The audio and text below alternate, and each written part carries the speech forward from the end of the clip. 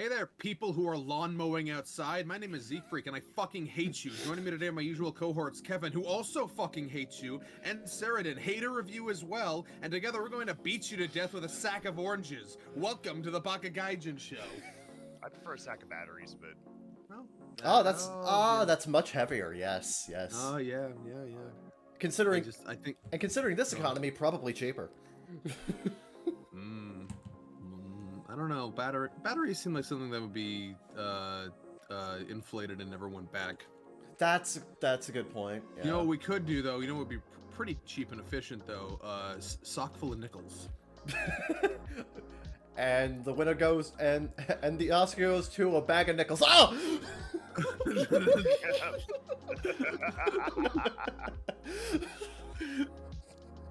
Might be the dumbest yet absolute funniest skit. Such a great fucking scene.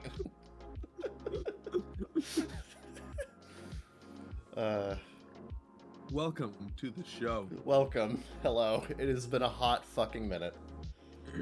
Oh man. Yep. Goodness gracious, sir. Are you going to be okay? No, I got up, immediately ran downstairs, saw someone made cinnamon rolls. Ate some of the stickiest cinnamon rolls I've ever seen in my life. And now I'm trying to wash them down. Yeah, stickiest cinnamon rolls you've ever seen in your life. Positive. Yeah. Because no, compliment. yeah, again, as we have established, that's the good shit. See, I'm not as used to them though, because my grandpa's family recipe is for fairly dry cinnamon rolls. Right, yeah. But someone made like big, fat, fucking sticky ones. It's just like I've decided to clog my arteries today. Oh god, you can do one of those fucking. I meant that as, again, complimentary. I know, I'm just so fucking sick of people. Just like they see a picture of a burger, it's like, I'm gonna literally die if I smell that. Okay, but they mean that in like a derogatory manner. I don't care.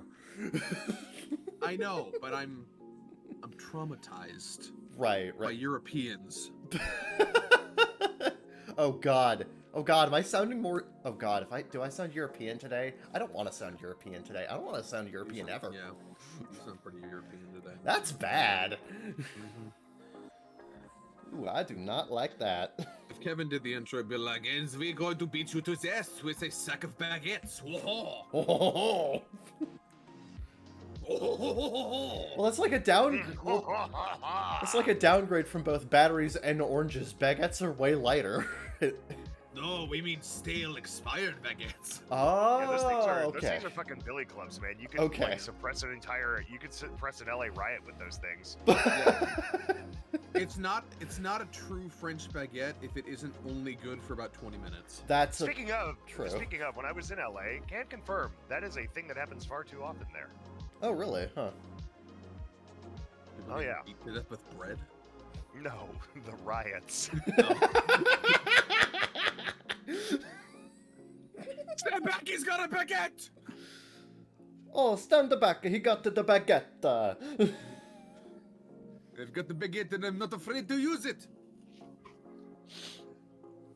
There was a guy like at the anime convention I was at AX, and he was like, you know, a Bible thumper. He was like an evangelist. Oh no. And he had like, what are they doing at AX? well, they were there to make fun of all of us for worshiping our false idols. So I literally walked in front of him with my fucking Takanashi Kiara happy on, those idol jackets. Yeah. And mine just had like a big orange-haired Austrian anime girl on it. And I just literally stood in front of him, and I turned my back, and I twerked in front of him, and I was like, look at my idol. Mine's real. I said, mine's real. That story reminds me of and he was like, and he took it well. He was just like, no, they're all false idols. And I was like, I don't know. I saw her in concert. She seems pretty real to me. That story reminds me of after the 2011 Tohoku earthquake, that one viral post from that one white bitch. There was like, it's Japan's punishment for centuries of dragon worship. And I'm like, wow, our education system has failed you. Oh my god, what the fuck, man? centuries of dragon worship. I don't think they've systemically had even an iota of dragon worship. I don't think they've ever worshipped a dragon. I don't think any nation has worshipped a dragon. I'm pretty sure they're getting that confused with China, which is racist. Yeah, that's also, yeah. Well, you know, sometimes God misses. You know, it's pretty close together. Finally, I shall smite the filthy China. Close enough. Oops! It's like, what, did he sneeze while he was aiming?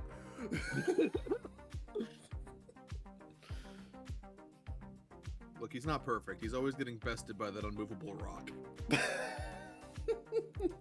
Cursed, you rock so heavy I can't pick it up.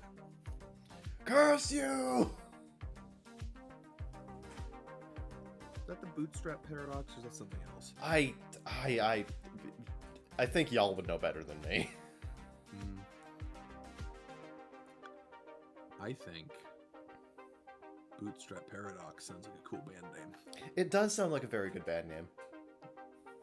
Then again, I feel like anything Paradox would be. Ladies and gentlemen, the Bootstrap Paradox!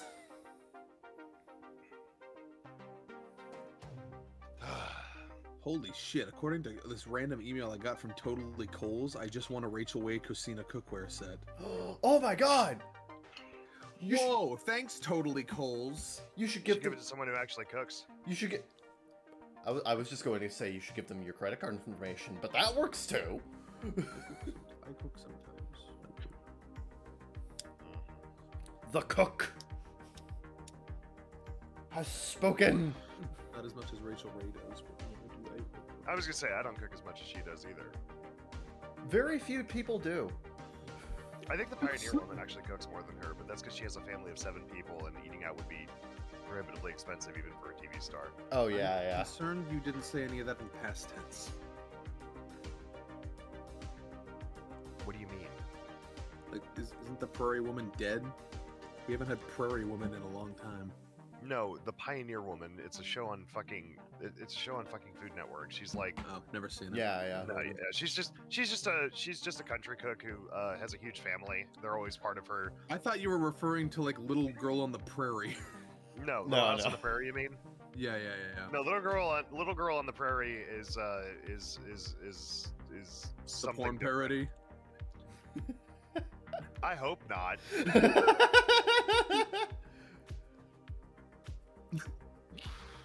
It might be the most obtuse porn parody I've ever heard of. Yeah. Also probably illegal, but... Yeah. No, forgive me for not keeping up with the Food Network shows. I haven't had cable since like 2010. Yeah. Unfortunately, Mike, you're one of the only people we know who actually does still have cable or, linear television. Yep. It's alright, I understand. Yeah. I have like... I have like an old digital antenna that I have hooked up to my TV, but that's only because... You don't have Discovery Plus? No. I have... You can watch Duck Dynasty! I have this like old digital antenna that I have hooked up to my TV, but the only reason I have it that way is because occasionally Family Guy reruns come on, and that's fun to watch at like 11:30 at night. You can also just get that on Hulu and watch whatever episode you want. Fuck yeah. How much is Hulu paying you? He's been indoctrinated by Big Hulu. Trust me when I say they don't pay me shit. It's like I pay $8.57 a month for this, and they pay me so little that this ad for them requires ads of its own. This Hulu ad is brought to you by Trade Coffee. I guess. This Hulu ad is brought to you by Raid Shadow Legend. I had to think of it. Oh god. How low would we have to go for Hulu to be sponsored by Raid Shadow Legends? How low? You see, I think the reason you don't see Raid Shadow Legends ads on Hulu is because, Raid Shadow Legends pays very well for YouTuber ad stakes. They don't actually pay that well by like traditional ad stakes. That's a very good point. Yeah. So yeah. Yeah, because they pay like two entirely different market. You go to a YouTuber and say, "We'll give you $7,000." The YouTuber is going to be like, stretch collar, but if you go to like Hulu and say we'll give you $7,000, they're gonna show you the door. They're gonna be like, that's chump change, bitch. Mm-hmm. Yeah. No, yeah, honestly, if I was just given $7,000 to do a fucking 60-second ad read, I'd be like, well, there goes my principles for the week. Kevin, I'm reconsidering your employment at Baka Gaijin Incorporated. So we need someone with a bit more integrity. I need you to understand that I could live off of $7,000 for like 6 months. Yeah, but you know what won't survive? Your pride. I know, and it hurts me. It hurts me so, but... However... Yeah, we're gonna put someone else in charge of ad acquisitions. Yeah, that's fair. Okay, look, if it's just me, I'll do it. If it's me doing it with like a larger group, then I will ask. And the answer will probably be no.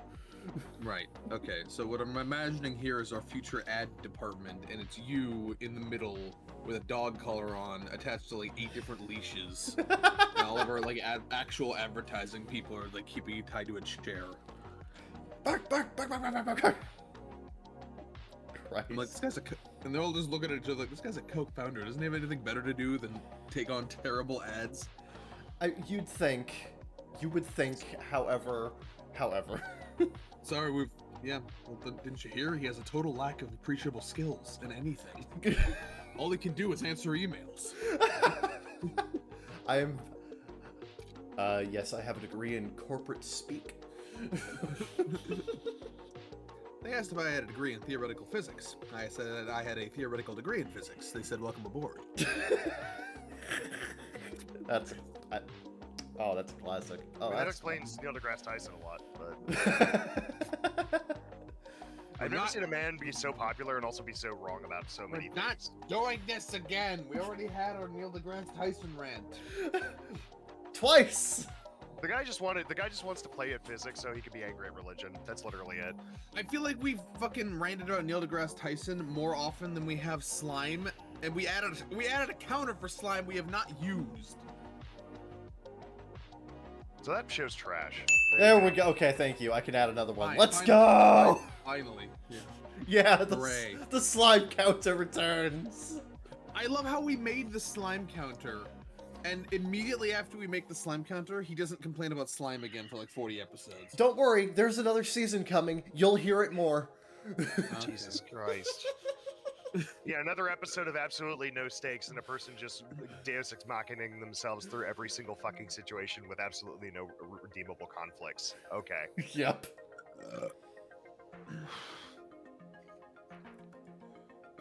Does anybody see the marbles? No, it's bombing at the box office, so no, nobody is. You know, I never thought. I made a post about this on Facebook last night, and like, I made a post on Facebook about this last night on my personal Facebook, and I was like, you know, 5 years ago, the idea of like a Marvel movie bombing would have been unheard of, and a video game movie doing well would have also been unheard of, and yet that's the universe we live in now. Yeah, video game movies are actually three of the most profitable and popular movies that have come out in the last like couple of years have been like the Sonic films, Mario, and fucking Five Nights at Freddy's, and Marvel has been bombing after bombing after bombing over and over again in the fucking cinema, and it's fucking ridiculous, and it's fucking insane. I mean, it kind of showcases like the difference between how these movies are being developed now. A lot of these video game movies are being developed with an eye for what audiences actually want to see out of them now, and Marvel movies are losing their audiences. Oh no, because what's happening is that Marvel movies are developed by like a committee that operates more like an AI at this point, rather than an actual like creative team, but these video game movies are made by passionate people who actually want to see this thing like brought to the screen in a good way. So it just goes to show that passion trumps, you know, any corporate decision board ever. Yeah. I haven't been able to pay attention to any of this conversation. I'm still stuck on the fact you use Facebook. I still use it for almost exclusively connecting with family. I barely use it. Mostly because every time I make any post whatsoever, I get like 2 angry liberals and 2 angry conservatives from like college constantly just like disagreeing with everything I say because, you know. Hey guys, I like pancakes. Fucking fascist. Like, literally. Fucking fascist from the left, and then you're like, oh, the pancakes are so liberal. Fuck off. Like, hello, sir. You have forgotten to order your liberal cakes. Yeah. Sorry, where's your American flag, son? Pancakes are the most liberal food. I saw Get a Gertwig eat one once, so you know it's pretty lib. Yeah. Greta Thunberg eats pancakes. I can't identify with this lifestyle you're living, Mike. I hope you become a better person and start supporting veterans or some shit. They fucking cower in the face of a plate of pancakes, like, oh, liberal cooties. God, I'm just reminded of that one fucking IHOP ad that Nostalgia Critic made fun of, where it's just like, what do those pancakes taste like? Murk. Let me put it this way: one of the people I connect with, I still have connections with, because most of the time he's level-headed. Is one of my is a history teacher from my school. Yeah. For my high school, and he was literally. He literally reposted that thing. It was like, science is an ever-evolving thing. A scientist didn't lie to you. They just learned better after time went by and more research was done. And always listen to scientists. And I was like, cool, so what about that nuclear power? And he just laughed at that comment. And I was just like, so you're literally that guy. You're literally the parody of pro science liberals. Got it. I really like how the entire you didn't actually support scientists, you just wanted to be right, and you were using an authority to cudgel everyone else over the head with during COVID. I really like how the entire conservative ideology at this point is analogous to that fucking running joke in Diary of a Wimpy Kid where there's a piece of rotting cheese on the pavement and nobody can touch the cheese, and touching the cheese is like a punishment, and if you touch the cheese you're like marked, you know? Zoo-wee mama. We can't touch him, he touched the cheese. He's got cheese. He's got the cheese. Uh-huh. You know, it's like every fucking brand that put a rainbow in their Twitter banner is now like marked. And if you sip a Bud Light or whatever, you're getting gay cooties. Goodies. Grown adults, by the way, just a reminder. Grown ass man and women. Mm-hmm. Yeah. And others. This is why I get so fucking annoyed by people who's like, you can't take a teenager's opinion seriously. The brain isn't fully developed. I'm like, half the fucking country's brain's never developed. Right. So I don't care. No, they developed. Stupid does. They developed. They just never bothered to learn. Well, yeah. Well, yeah. That's what. Yeah. That's my grander point. Yeah. You know, you can't. It's not as simple as that. Yeah. It never is. And if you think it is, well, there's a lovely political party you could join. I got a great bridge that I would love to sell you. The world is very simple, and if you present it as complicated, you did that, and we hate you. You did that. You did that.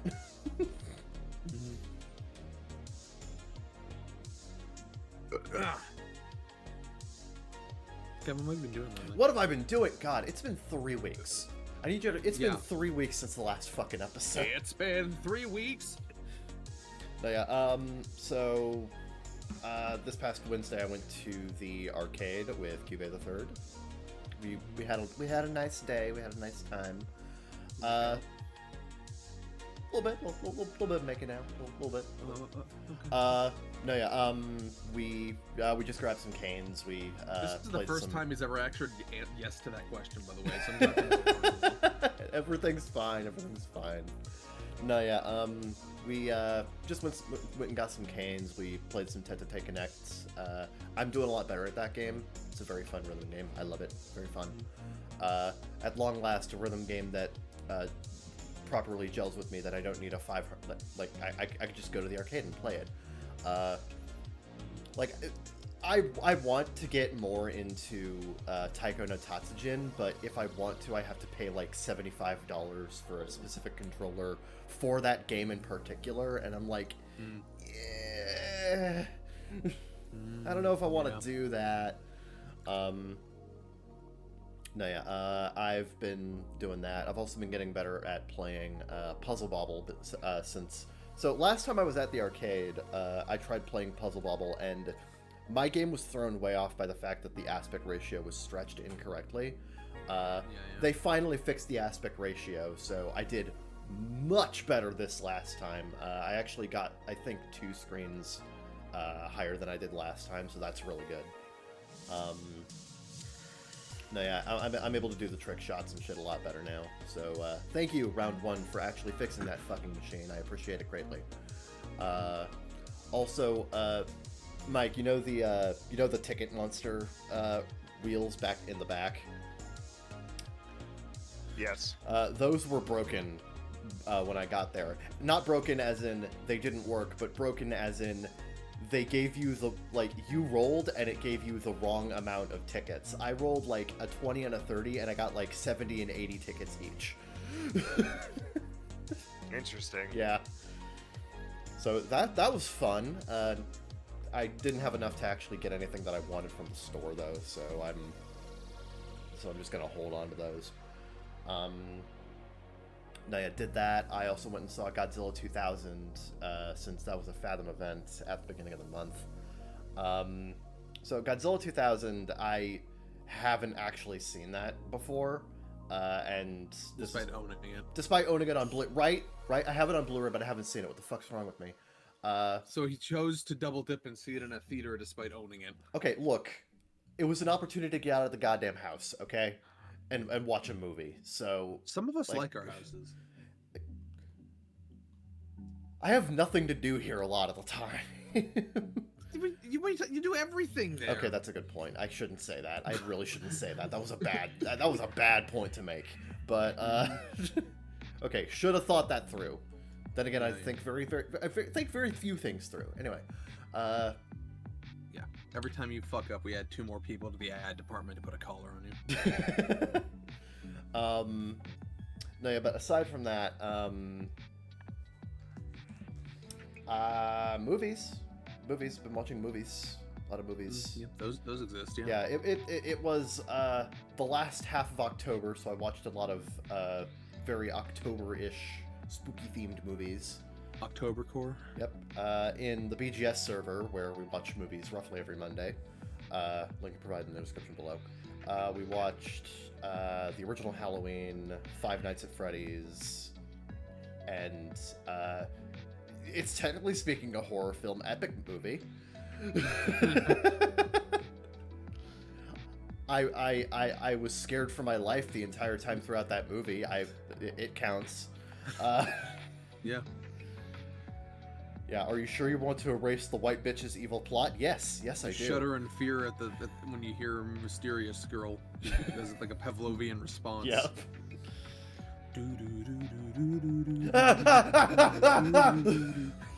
surprised somebody hasn't, like, done the whole Pavlovian dogs joke with Fuumoko yet. Speaking of dogs, we watched Cats and Dogs as well. Dangles meat in front of them. Bow, bow, bow, bow, bow. Wrong meat, but anyway. Yeah. Okay. We're going the pound puppies route here, I see. Always. No, yeah, rewatched Ratatouille, rewatched Aladdin, watched Exorcist 3. Very good movie. God, I love Exorcist 3, actually. That's a great movie. Very underappreciated. I also watched the pilot to The Amazing Digital Circus, which is that new, like, animated YouTube pilot that came out. I refuse. About a month and a half ago. It's good. It's really good. Fuck them. No, why are they still... They have another show to make. Why are they not making Murderbots and making this instead now? When was the last time that they made an episode of Murderbots? A while... I don't remember the exact... It wasn't that long ago. But why are they starting another fucking show when they barely have funding to do Murderbots? I don't understand it. That's an interesting point. Mm-hmm. And now that this took off, they might just give up on Murderbots. I'm like, no, I want the bots to murder, damn it. Right. I mean, they had a 4-hour live stream like a day ago, so maybe there was an announcement about it there. I don't know. I can't even. Also, they're Australian, so they're probably fascist. Okay. Murder Drones, for the record, and the last episode was 2 months ago. Yeah, see? They've already abandoned it. It's been 2 months. Calm down. Calm down. That's Murder. forever in internet time, Kevin. It's already left the collective subconscious. No, yeah. Amazing Digital Circus is pretty good, but I don't know why people are making so much porn of the main character. Wait, no, I know why. It's the internet. Everything gets porn. Right. Yeah. What are you talking about? Yeah. That's what the internet's for. Yep. She's cute. She's cute, but like I wouldn't fuck her. But that's mostly just because she's a jester. Wow.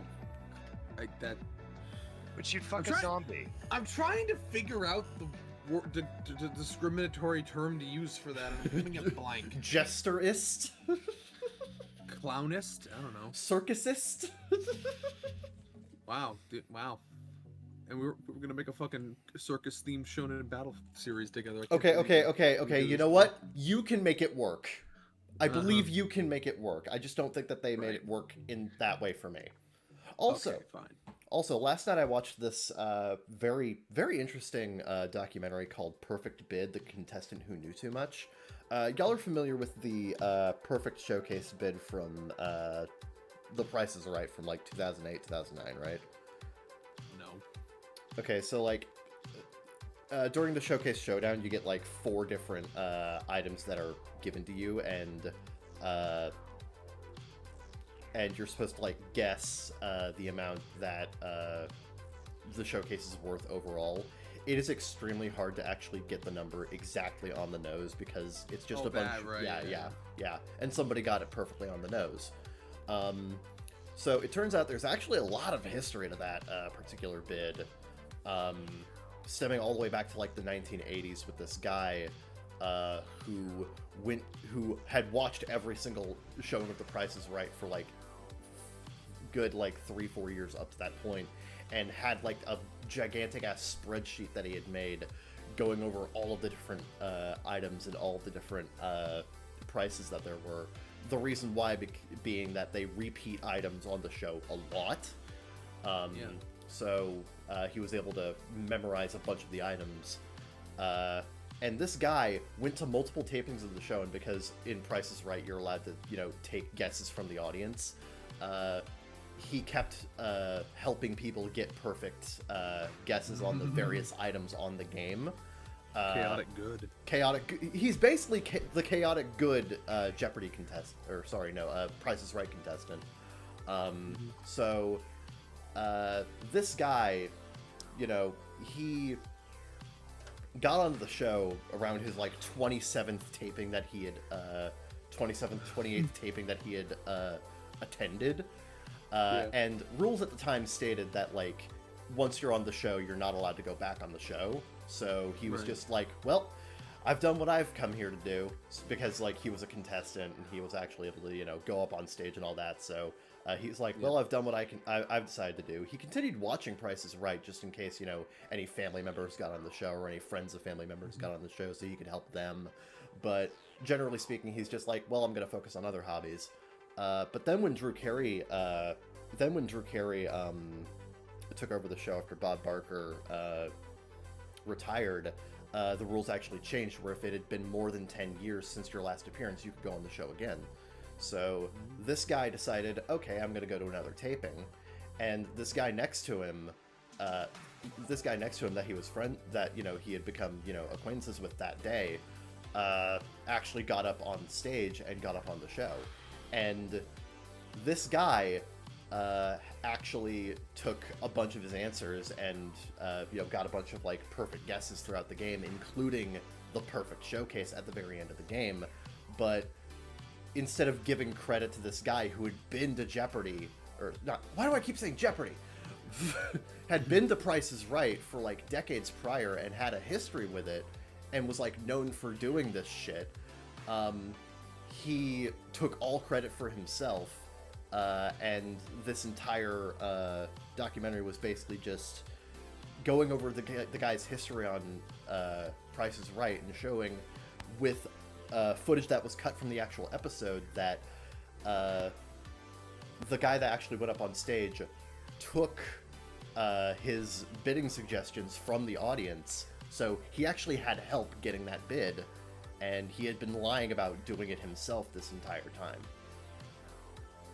The second guy. Yeah. Yeah, okay. Yeah. It was a really interesting documentary. I did not realize that there was just a long, like, 30-year history with this one fucking bid. Mm-hmm. Yeah, I was just in a documentary mood last night, so I stumbled across that on, like, YouTube movies, and I was like, yeah, it's free, fuck it, why not? Sure. Yeah. I'd like to posit my guess, though. Yes? Q, another Q, the number 4, and the Batman symbol. That's Wheel of Fortune. I never watched any of this shit. Yeah, I was too. The only game shows I watched were on Nickelodeon. Gas. Nickelodeon gas. Yeah, call me when you watch a documentary about the kids who couldn't put together the Silver Monkey. It's 3 pieces. It's not hard. It's not hard, people. Come on, Jesus. Yeah, but like that's roughly more or less what I've been doing. So pass it over to Sheridan. What you been doing the last 3 weeks, boy? Is your microphone plugged in, boy? Okay, there we go. Can you guys hear me? Yes. Yeah. Yeah, I was gonna say about the Silver Monkey thing. Didn't Defunctland spend like 5 to 10 minutes during his thing, like literally, like softly dunking on people Yeah. who put the Silver Monkey together? So, congratulations! If you followed Defunctland, you got it. You got it, Zeke. Yeah. Look, here's the thing. I'm wondering, could you actually chart out? Could we look at all those kids and correlate overall success in life to the ones who managed to solve the Silver Monkey? You know what I'm saying? Like, what is the correlation between Silver Monkey completion and success in life? I'm really curious. Because if we looked at the data and it turns out that every kid who solved the Silver Monkey went on to have prosperous careers, you know, or innovative in a field or something, I'd be like, yeah, that makes sense. And then like all the kids who couldn't are just like drunk on the street. That makes sense to me. Right. Yeah. I want that study done. Will I fund it? No. Will I do it? Also no. But I'd like to see it done. All right, so we should also take every single time somebody completed the Silver Monkey and do a tier list of who did it fastest. Yeah, that is also true. That is also true. You know, Zeke and his fucking tier list, it's like an addiction, worse than Kevin's coffee consumption. Jesus Christ. Kevin walks up in the morning and has to have a cup of coffee. Zeke wakes up in the morning and has to suggest a new fucking tier list. Jesus Christ. Sir, like you're turning into a one-dimensional supervillain in Kevin's life because you keep pushing tier list after tier list on him. None can escape the tier list maker. Jesus Christ. This episode and also all future and past episodes brought to you by tiermaker.com. God. Oh my god. So what have I been up to? I took a break from KFP for a while. I had some personal shit I needed to work out, and there was like one moment during a past stream that rather irritated the shit out of me. It's just one of the. So I was just. Go ahead. No, Kiara chewed me out on stream for no fucking reason. Yeah. And I was just like, okay, well, either I'm fucking up, which I don't think so, or, either I'm fucking up, which I don't believe is the case, or I'm reading this wrong. Either way, I think I just need to take a break for a while. Yeah. I've been considering it for a while anyway. And I figured now was just a good time to do it. So I've been on like a 3-week hiatus now. I should be back probably by the end of this week. This has been great for Zeke because he hasn't had to listen to me talk about Kiara endlessly. Yeah. So now you only have to hear Bisbass talk about her. Yeah. That's the thing. Yeah. We trade one villain for another. Yep. But no, but that being said, while I've been off, I've been working on producing a little bit more art, and also just working on my cooking. I went to West Virginia for a family get together, and my aunt had a Girl Scout center dedicated to her. She passed away about 10 years ago, but she was a huge supporter of the local Girl Scouts in that part of West Virginia, and so she had the new community center or whatever you would call it. They called it an urban camp. It has like bunkhouses and stuff, and there's like a lawn in the back area of this in the middle of the city that has like a fire pit and tent platforms and everything. So it's a good way for urban Girl Scouts to wet their feet as far as like building some basic camping skills and resilience without having to take them entirely out of the safety of like civilization, which turns out if you've lived your entire life as a child within a city and you always have close access to hospitals and doctors' offices and fast food and a grocery store, throwing you out into the woods at first can be quite lonesome. I know it wasn't for me, but for a lot of young scouts when I was going through scouts, like they got homesick really fast. So this is a nice way to kind of ease the girls into that while also providing them a safe place, a safe place and an inexpensive place, since it's funded by the Girl Scouts. There's no cost in it and them staying there, or not much of one. But anyway, that center was dedicated to my aunt. So I showed up, and my cousin, who is actually the state auditor for West Virginia, he's a government official. He's actually running for Surgeon General now. He invited us over to. That's what makes me so upset, because they're neither a surgeon nor a general. Yeah, it's really bizarre. And I'm actually not entirely sure what the extent of what the Surgeon General does. But he wants. I can tell you two things they don't do. Well, he was gonna. Yeah, fair enough. He was gonna actually run for governor. Turns out, but he decided. But he actually likes two of the candidates, and thinks they're more qualified than him. Frankly, to run the state. So, and he was like, one of those two guys are probably going to win, but the guy who's running for Surgeon General is a piece of actual human garbage. Like he's a very, very, apparently from what he told me, he is a big simp for the Trump campaign, and my cousin is on the side of Republicans that fucking despise Trump and think he was terrible. So he's like, nah, fuck you, I'm gonna run against you. So all I can think about right now is like, there's a medical emergency on a plane. It's like, quick, is there a doctor? Is there a doctor? And someone's like, that guy's the Surgeon General. It's like, oh, and everyone's just like, ooh. And he's like, no, I can't. I'm not. No. All I do is put warnings on the back of cigarette packages.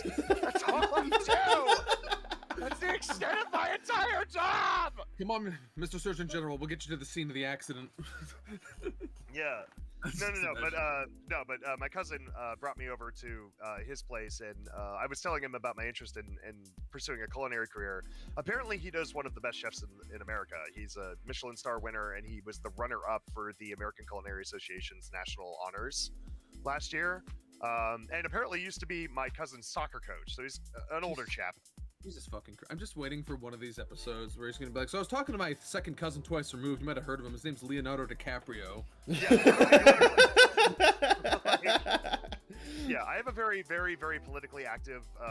My mother's side of the family is very, very politically active. The cousin I'm talking about, his dad, my uncle, was a state senator for Pennsylvania for 16 years. Oh wow! And his wife. Before that, he was an engineer working at some of the first nuclear plants in the country. This is my uncle, Bobby Flay.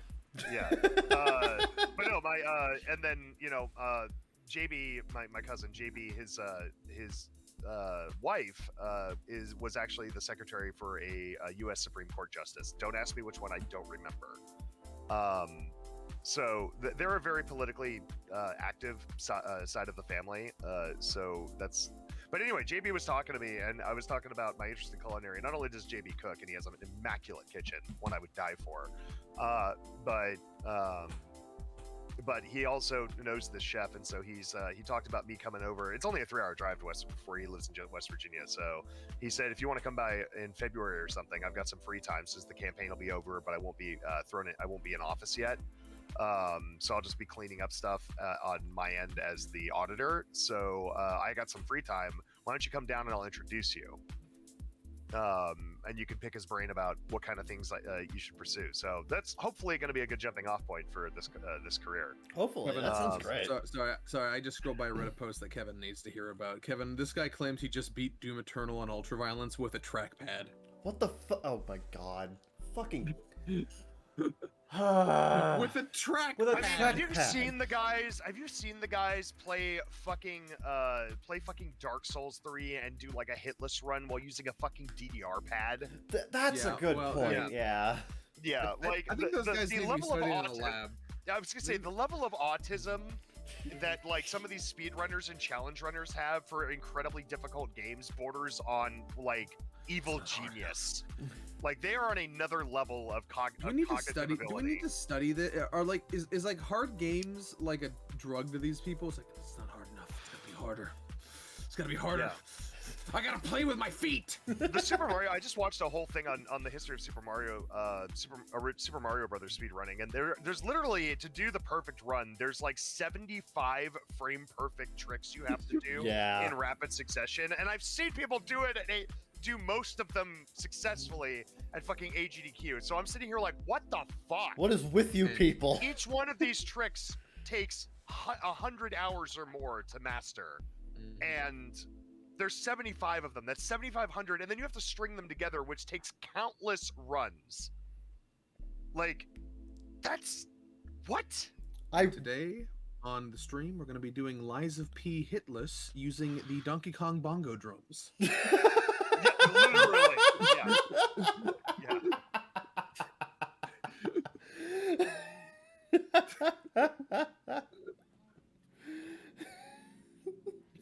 Anyway, so yeah, I had a really good experience there, and obviously hanging out with the family was great again. Liz, my JB's sister, my cousin, is going to be joining my mother. They're gonna follow me to Japan, but I said, okay, you know I'm gonna be doing a bunch of nerd shit the whole time, right? I'm not gonna hang out with my mom. I'm not gonna bring my mom to KFB events. And she's like, yeah, and I was like, I'm just being real with you, Mom. And she's like, you know, and she's like, no, I understand. That's why I invited Liz. So Liz and I are going to go off and do shopping and try out cool restaurants and go to museums and stuff. And, you know, if you want to hang out for dinner or whatever, then we can do that at the end of the day. And I said, that's fine. That would be perfectly fine with me. So Liz is going to go to Japan. I talked to her about my Japan trip, and she was just like, oh my God, I have to go now. And I was like, yep. And Liz also works a really good job. I think she's a doctor. So she's got fuck you money, so she can absolutely go. Oh, nice.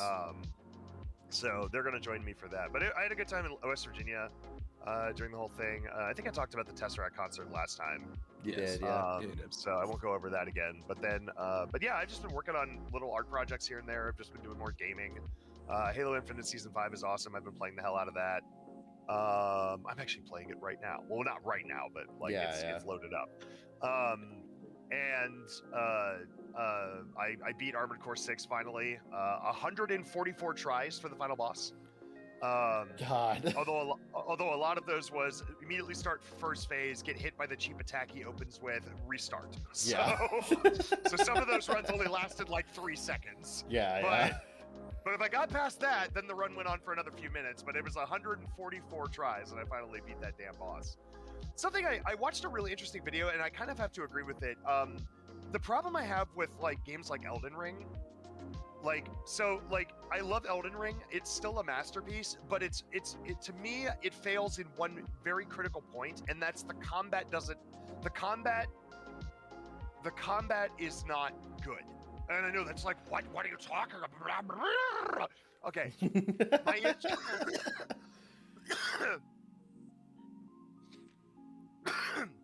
Forgive me. Don't make that sound again, Mike. Jesus. But the combat has an issue. And I think the guy really helped contain. I've always felt the combat was off. Like, there's something wrong with the combat. Like, especially in the last third of the game, every enemy in the game has these ridiculous, like, 10-hit combos that if you get struck by one, you're stagger locked and you immediately die. And you're a lot of the time you're sitting there and you're just waiting for them to fucking have an opening. But they also included a thing where it's like it will read your button inputs, and sometimes the combo will end, and if you try moving in for an attack, it will read that and it will add 2 or 3 more attacks onto the end of the combo randomly to punish you for that. So Dark Souls games are fun because it's about recognizing your enemy's patterns and finding efficient ways to attack them, which doesn't work if the game is designed to immediately punish you unfairly and randomly for trying that. And you only get, like, there's only usually, and especially in the late stages of Elden Ring, there's only a few opportunities, maybe even one good opportunity to move in and actually hit them. And sometimes they punish that and you instantly die. Yeah, that's horseshit. So for the hitless runs of Elden Ring, I've watched a few of those. It's literally them just staying away from the boss and waiting. And waiting and waiting, and then they move in and get like a good hit with while dual wielding 2 huge heavy weapons. Or they attack them with spells, and the AI doesn't know how to actually react to spells. They dodge when you cast, not when the actual thing is trying to hit them. Right. So they'll just sit there and take it, and the boss fight is just a turret match where you stand in the corner of the arena, let your mimic tier, let them focus on your mimic tier, and you just pelt them with magic missiles. Funny. I find it really funny that the AI does not understand the concept of aim where they're going, not where they are. Yeah. And it's like they react to you casting the spell, but a lot of the spells are delayed or have like tracking time, and they'll just sit there and take it when the missile actually gets to them. But they'll dodge roll as soon as you cast the spell, which is so the AI is fundamentally broken and doesn't react to magic in the same way it does to melee, which is why everybody says the last third of Elden Ring has to be played with magic, because if you're trying to go in for a melee build, you basically, the fights aren't fun. You sit there and you fucking wait. Yeah. I think my favorite joke from that video, I won't claim to be the one who made up this, but my favorite joke is, yeah, the reason she's called Millennia is because it takes that fucking long to beat her. Even when you have a perfect run, you're sitting there waiting for her to stop spamming like Twitch attacks constantly just so you have your opportunity to deal a little bit of damage. Yeah. And it's just not fun. It's boring and unrewarding when you beat her finally. Yeah, that doesn't sound fun at all. Now, overall, still a great game, but like that, I figured out that's the problem. And his point is, it's Sekiro's fault. In Sekiro, all the enemies constantly spam attacks, but that's because the whole mechanic of the game is for you to deflect those attacks. And by deflecting it, you are building up damage, essentially, on the opponent by throwing off their stance. Yeah. Because the goal isn't necessarily to drop their health to 0. The goal is to get 2 death blows. And those can be achieved either by deflecting enough attacks in rapid succession to throw them off balance so you can get that death blow, even if they're at full health. Or by slowly whittling down their health, which makes their stagger bar go up faster. And it's like, but the point is, they can constantly get away with spamming attacks because you have a way to dodge literally everything in the game. In Elden Ring, there are straight up attacks you cannot dodge, you cannot avoid, and you cannot deflect. And if you try to block them, they'll just stagger lock you once they drain your stamina. Mm-hmm. Yeah. So instead of interacting with the enemy while they're doing all this, you're just sitting there waiting, because the only reward for not getting hit is just not dying. You're not actually countering them in any efficient way. And he said that's the problem, is they took the design philosophy of Sekiro's bosses, which is constant spam attacks and almost no time to get a clean hit in, but then they applied it to a system which is meant for a much slower combat style. Yeah. Like, bosses in Dark Souls 3 didn't do this. They would have giant sweeping attacks, telegraphed attacks, and some quick attacks that were a little cheap. But they would have pauses in between, and they would be slower because they understood the only way to dodge or interact with them is to dodge, get a quick hit in, dodge, get a quick hit in, maybe block if you had to, then get a quick hit in. And so it was much more back and forth with that system. The bosses in Elden Ring attack too fucking fast for that to be a thing. So all you do is just sit and wait. And I think that I absolutely agree. And that's, like I said, and I think that's the biggest issue. That's why I have not gone back to beat that game. I did not have that issue with Armored Core 6. Yeah. the enemies do have ample time where you can, I mean, you're in a fucking fast-ass robot too, so you can get away from them and pelt them with range damage. And if you're really good, you can avoid a lot of their attacks. Now, late game, a lot of the enemies can teleport to you and beat the shit out of you if you're not careful, but you have a quick dodge. You have ways to get away from them. You can also get under them, get above them. You have 3 dimensions of movement you can utilize to your utilize. The reason it took me 144 tries is that boss really opens up the can of whoop ass in the 3rd phase. Yeah. The first 2 phases are not exactly pushovers either. The first phase is kind of a joke as long as you figure out the strategy within the first few tries. You can clear that without taking much damage at all. But then the second phase is no joke. So by the time you get to the 3rd phase, his sweeping melee attacks are dodgeable, but figuring out how to requires a bit of precision. And if you miss, they kill you instantaneously. So that's why it took me 144 tries. Right. Because as soon as I got to that stage, I would die immediately and not learn anything. And I would just have to hope to luck dodge myself until I figured out what worked. So, but again, once I figured out the strategy to dodging the sweeping melee combos, I beat it within like 5 tries. Yeah, it was a matter of just like getting the right build. It's just a matter of figuring out the boss moves. Yeah. It's the problem is that the 3rd phase takes a while to get to, and once you're there, he kills you so damn fast if you don't know exactly what you're doing, that it just leads to frustration. So I definitely got frustrated with it, but it inherently was because I just didn't understand the boss moves. Yeah. And but I did find my zen with it eventually, and I did beat him. Once I figured out how to dodge, it took me like 3 or 4 tries, which is fair. So I didn't have that issue with Armored Core. I did have that issue with fucking Elden Ring. And I really hope they either make the bosses do less damage whenever they come out with this DLC later this year or early next year. I forget which one.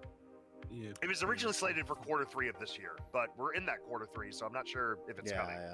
Yeah. But yeah, whenever they do the DLC, I hope they do a massive rebalance. Either make the final bosses do less damage, so at least you can get away with trading with them occasionally, so there's a bit more interactivity. Or they just reduce how quickly they throw attacks at you, so you have those openings to actually get in there. Because right now the only strategy is to spam fucking magic missiles. Unless you're like a god tier speedrunner or a fucking challenge runner, which I think is which I think even for Souls games is too high of a bar. Yeah. Like I like the games to be tough, but not to the point where it feels completely unfair.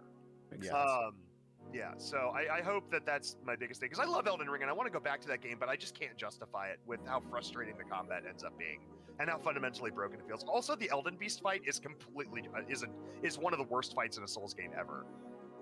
People are like, but it's so pretty. I'm like, yeah, it's really pretty to look at.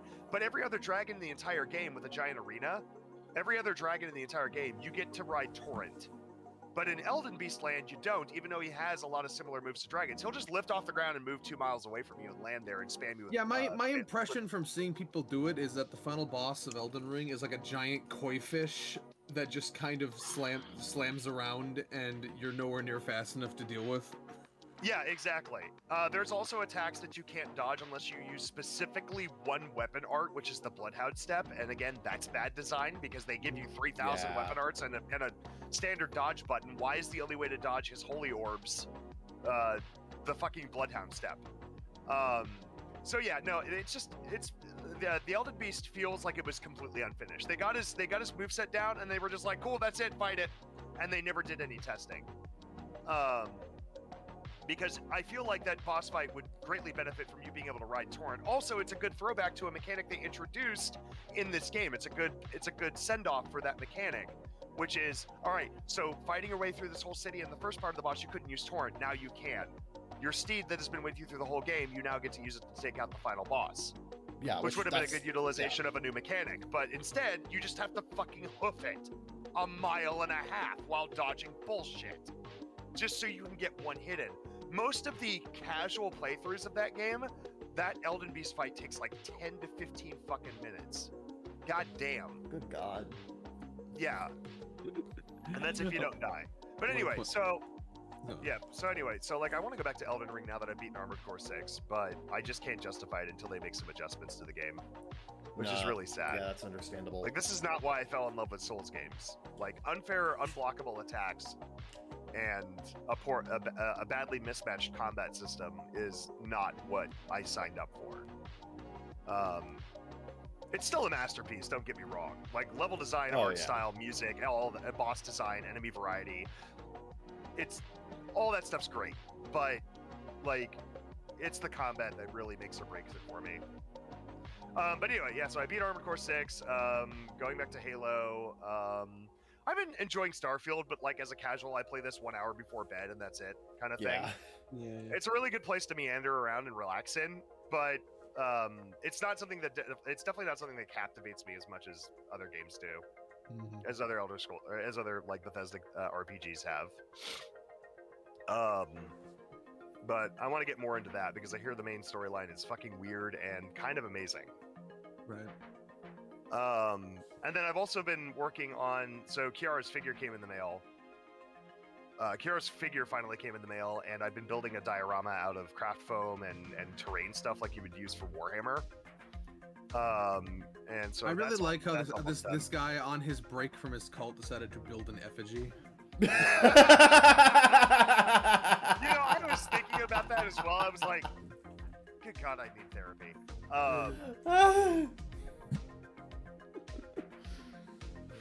Oh, that's great. I want Yeah. to point out this tweet. Paramount deleted a tweet. Somebody posted the clip of Robert De Niro's character in Killers of the Flower Moon, who apparently massacred a village of Osage tribe members, and the poor intern at Paramount just replied, "You know he had to do it to him." Oh, oh, no, no, no, no, no, no, no, no. Oh, no. Oh, Poor God. intern's just trying to be funny. This is on the same. Oh God, this is actually worse than that one time Funimation did a tweet about Erased, and decided to equate a literal starving child to the college struggle. Nice. Remember the time DiGiorno commented on the National Abused Women Awareness Day or something like that? Yes. And, Oh no. Like, it was the why it was like, tell your story as to why you stayed with them, and then DiGiorno replied, because they had pizza. Nice. Fucking social media interns trying to be funny is my favorite fucking genre. Oh no. And of course, who could forget the classic, the progenitor Burger King's "Women Belong in the Kitchen."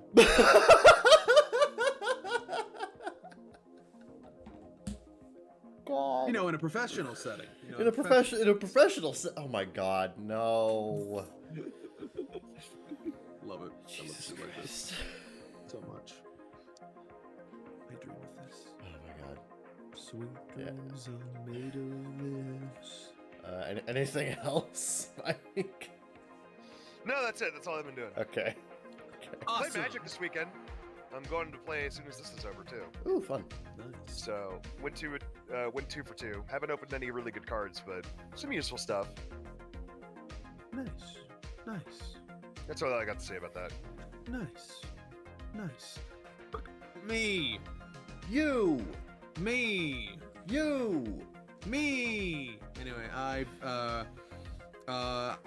went back to Cyberpunk since they patched it and fixed the fucking. I stopped playing because they broke all the skill passives in 2.01, but now on patch 2.02 they have returned. So I went back to Cyberpunk, replaying the whole game, and now I've got far enough to the point where I'm doing the Phantom Liberty content finally. That's been fun. And also I got the itch because Talos Principle 2 looked really good, but I remembered I didn't actually beat the first game, so I've gone back and I'm replaying okay, I say replaying, but I never beat the first game. I think now I'm actually farther than I got originally, but I've been playing Talos Principle. As good. I love games like that. I'm definitely going to go through at least the base game. I have the DLC, but I heard the DLC is really, really hard. Which tends to be how Crow Team operates. Base game difficult but manageable, and then like the DLCs is where they put all their like insane puzzles. Yeah. Yes, I've been doing that. Oh right, yeah, and it's been 3 weeks. I beat Spider-Man 2. Right? Yeah, Spider-Man. Right. Wow, that's actually Spooderman. crazy. I'm pretty sure I hadn't even started last time we recorded. And Words the now Kingpin wish he could say. I beat Spider-Man. Yeah. Yeah, beat Spider-Man. I'm gonna go back to it at some point to do all the side stuff I missed and platinum it at some point. But yes, I did enjoy Spider-Man 2 a lot. I have some narrative hingles with it, and the second half is like very boss rushy in kind of an annoying way if you're playing on spectacular or higher. But it was fun. It was a lot. It's Spider-Man. Yeah. Yeah. And other than that, same anime I've been watching this season. I feel like I only ever talk about anime when it's a new season, because nobody watches what I watch anyway. Great anime podcast, by the way. Yeah, great anime podcast. We barely talk about fucking anime. Well, because I'm the only one who watches anime here Right. most of the time. Right. Alright, fine. I'll spend this week watching anime. Yay! Of course, I won't be here next week, but... Hey, when you get back... No, yeah, you know, precisely. I don't mind. But it's just, yeah. Anyway. So I gotta load up something, and you all know what time it is. Oh, It's we time did. for News of the Weird. Woo! Let's go.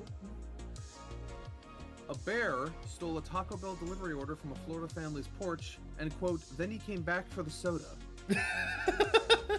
How am I supposed to eat this Taco Bell without my drink? Find CBS will turn on my fucking ad block right now. A fast food loving bear stole a $45 Taco Bell order from the front porch of a home in the Orlando suburb of Longwood moments after the Uber Eats driver delivered it. The criminal was a black bear estimated to weigh 300 to 400 pounds. The caper happened Friday, and it was captured on the home's Ring camera. The video shows the beast sauntering up to the front door, grabbing the bag in its mouth, and a short time later comes back to steal the drinks. He came, and then he grabbed the food, and then he came again for the soda. It's just the latest food heist by a hungry bear in the past 2 months. Back in October, a black bear stole frozen lasagna from a woman's kitchen in Minnesota. And last month, a large black bear was caught on camera swiping multiple burgers from the backyard barbecue in Tennessee. In September, a bear was captured on camera for breaking into a cabin in Idaho Springs and stealing food. That same month, a three-legged bear pilfered some White Claw hard seltzers from a Florida family's outdoor fridge. And in September, 2 bears in an Alaska military base raided the Krispy Kreme donut van. It's like the one we got like 2 episodes ago was like a prophecy. The black bear uprising is coming. God. Nobody's talking about this but us. Dude, fucking black bears are trying very, very hard to, like, fucking socialize and become domesticated all on their own. Like, I don't know what's happening here. The black bear is trying very hard to become dog 2. Dog 2. Yeah. Dog worse. 2K29. I'm not sure that works out etymologically, but we'll get someone on it. Probably. Anyway, that's your apparently bi-weekly reminder that the fucking black bear uprising is happening. It's happening in Mainstream media doesn't want you to know about it. Yeah, it's... Oh, God. Help. Mm-hmm. Look, the second this starts happening in Ohio, it's over. I think one of ours was... Whatever. Oh, shit. In other news, crocodile bites man. Man bites back. You know what? I have to respect the balls on that man It's a story that seems almost too Australian to be true. The incredible tale of a crocodile. I love that foiled that's by the start. Foiled by the knacking of the victim's jaws. A month ago, Cullen Devereaux, a cattle producer from the Northern Territory, was working near the Finnis River south of Darwin when he was attacked by a 10-foot saltwater crocodile. I took 2 steps, and the animal, he told the Australian Broadcasting Corporation last week, and it shook me right away. Shook me like a rag doll. A struggle ensued, with the crocodile attempting to pull Devereaux into the billabong. I hate Australia so much. While Devereaux, in turn, he said, tried to kick the creature with his left foot. He was pulled deeper into the water and onto his knees. Then, in a move he described as half-accidental, his teeth caught onto the animal's leathery eyelid. I managed to have a bite. I jerked out back on his eyelid and he let go. It was all reflex in the moment, basically, said Shane Thornton, his brother-in-law, in a message, and probably something he may have had to rehearse in his mind many times just in case, given the working environment. Devereaux was able to escape the creature who chased him for some feet before stopping and hot-footed it to his car. Crocodiles, while they can move very quickly, cannot travel long distances on land before lactic acid builds up in their muscles. His brother then drove him some 80 miles to the nearest hospital, Oh, wow. where he has been for the last several weeks. Devereaux, who is still recovering but has retained use of all of his toes, was not available for comment. Bro, imagine getting bitten by an alligator. What? So average Australian experience. Dude, imagine being bitten by a fucking gator and the first thing that happens is like you have to wait a fucking hour before you get literally any medical attention because you have to drive 80 fucking miles. They bit him in the eyelid. God. I mean... What does gator eyelid taste like? Gator eyelid. In other news, the hijacking of $339,000 worth of rare Japanese Kit Kats has occurred. Oh, no. Rare? Rare. Mr. Danny Tang's 55,000 Kit Kats began their long, twisted, and sometimes obscure journey in Japan. Mr. Tang is the founder of Boxu, a New York company that sells Japanese snacks in subscription boxes. Oh, Boxu. Oh, Boxu. Yeah. Yeah, I've heard them. Yeah. He intended to make a tidy sum by flipping the sweets in the United States. The Kit Kat shipment, which included sought-after flavors such as melon, matcha latte, and daifuku mochi, had cost $110,000 US. But Boxu expected to make about $250,000 in total revenue. You can fit a lot of Kit Kats into 2 containers, Mr. Tang said. Thanks, I couldn't tell. Thanks. And they are a booming business, and Japan enthusiasts clamor for the rarer flavors, with some sold for just a few weeks or only in specific regions. In the US, obsessives fawn over the collectibles, comparing reviews on Japanese snack blogs and shelling out for limited editions. These particular Kit Kats would become key players in an ultimately frustrating saga of shell email accounts, phantom truckers, supply chain fraud, and one seriously bewildered cargo freight broker. Interviews and emails shared with the New York Times tells the story of just one instance of strategic theft, a growing corner of the criminal world that the Federal Bureau of Investigation has said accounts for some $30 billion in losses a year, with food being among its top targets. The precious sweets landed safely enough in California and were trucked about 48 kilometers across Los Angeles County to a temporary storage facility in South El Monte, run by a company called Japan Crate Acquisition. After weeks of chugging across the Pacific Ocean, they just needed to make the remaining leg of their journey to Boxu's warehouse in Carlstadt, New Jersey, and then in the hands of avid candy fans. And that was where Mr. Shane Black came in.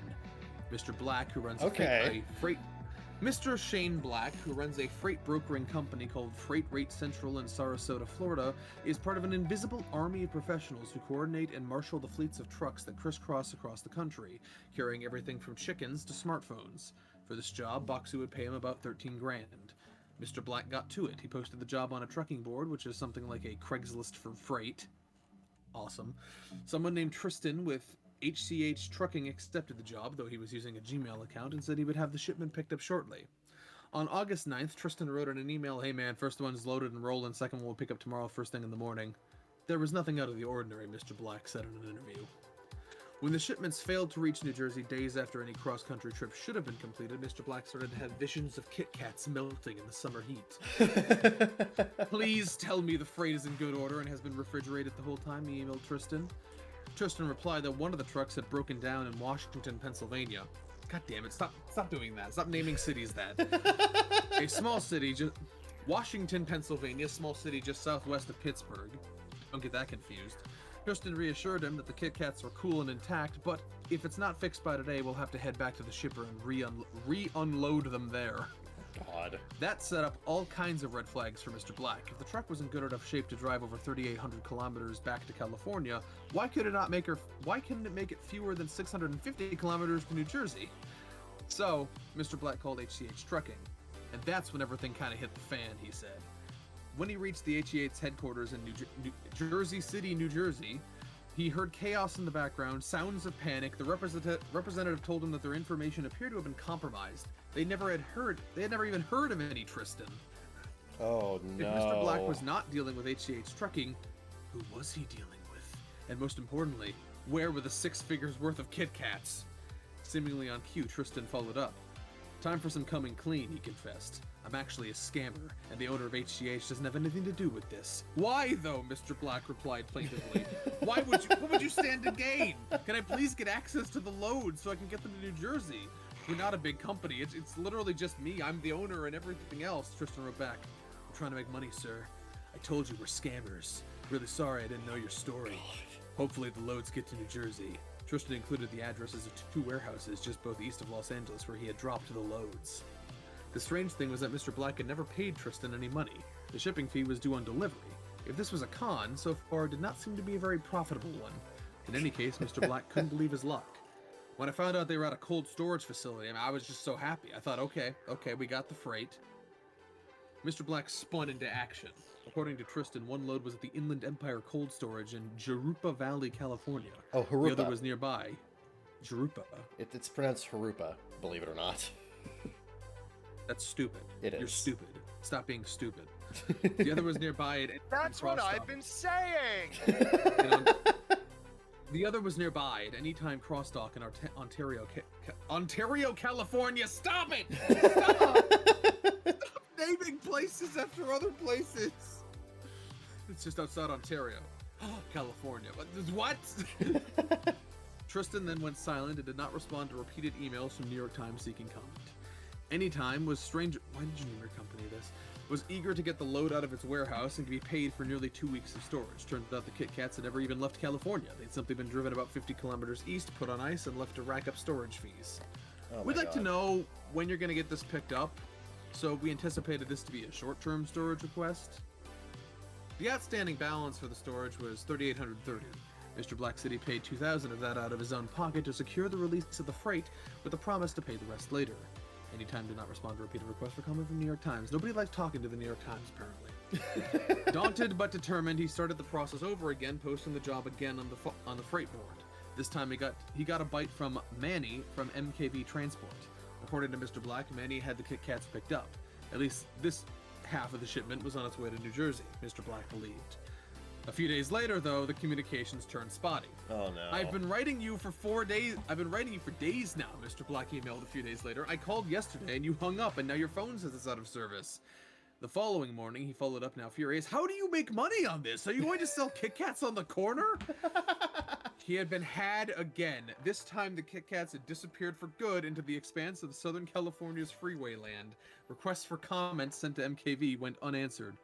We cannot release this freight. Inland Cold Empire Storage, at least, still had the other half of the Kit Kats, and Mr. Black, by now frantic to salvage what he could of the candy, was still on the case. This load was stolen from us and placed into your storage facility.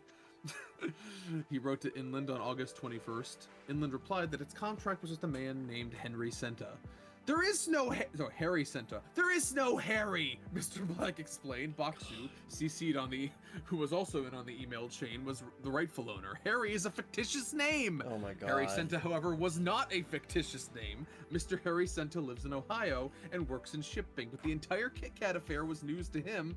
This is totally fraudulent and not me, Mr. Senta said in an email to the New York Times. Finally, someone fucking responds to the New York Times. Good luck, hope they find the Kit Kats, lol. Nevertheless, Inland was unmoved. Without proof that you are the rightful owner and payment for storage, we cannot release this freight. Mr. Black said he reached out to the sheriff's departments of Riverside and San Bernardino counties, but said he was told jurisdictional issues kept them from getting involved and no reports were filed. He also turned to the team at Baksu. Did they have anything he could use to prove their ownership? The Baksu had essentially fired Mr. Black in the meantime, stopping payment on his fee, filed a report with the LA County Sheriff's Department for insurance purposes, and decided to move on. The Kit Kats were dead to them. I don't know if I'd be comfortable selling these to customers, said Mr. Tang, Baksu's founder. What if something actually happens to customers that eat this and we get sued? Meanwhile, the Kit Kats are still at Inland, according to the company's chief executive officer, Kevin Sakalis. We have no use for this product and would happily release it to anyone who would show proof of proper ownership and pay the storage fees. The Baksu Kit Kats are just one instance of an increasingly common computer-based form of fraud that some experts are calling fictitious pickups or strategic theft. It is in part identity theft, part extortion. The freight, sometimes called a hostage load, can vanish if the extortion demands are not met. The more you unpeel the onion, the worse it gets, said Nice. Mr. Keith Lewis, Vice President of Operations at CargoNet, which is part of the global data analytics and technology provider VRisk. He said the strategic cargo theft is up to 700% in 2023. Also, they wrote percent as not one word, which is interesting. Percent. The supply chain is moving at the speed of light. The bad guys are playing chess and we're playing checkers. We're 2 or 3 steps behind them. As for Baksu, its insurance claim has been denied, so the blame is now flowing backwards along that supply chain. Baksu holds Mr. Black responsible. He fell for an obvious scam, they said, and the Gmail addresses should have been a red flag. Mr. Black said truckers don't always use company domains. Ultimately, he blames Japan Crate Acquisition, which originally released the Kit Kats to quote-unquote Tristan. Obviously, it didn't go to an HCH truck, Mr. Black said, and whoever loaded the shipment should have been suspicious.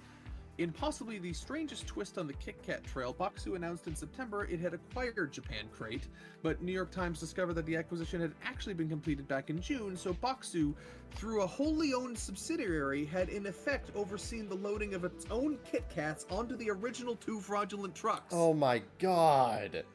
What? I've been doing this for over 2 decades now. I have never come across anything like this, anything of this magnitude, Mr. Black said. It's beyond crazy, it really is, because there's no answers. I feel cheated. I just don't know who's doing the cheating. I need a $50 million budget biopic of the Great Kit Kat Heist. Look, when I clicked that link, I didn't know how long the story was, but boy, was that worth it. That was absolutely worth it. Holy shit!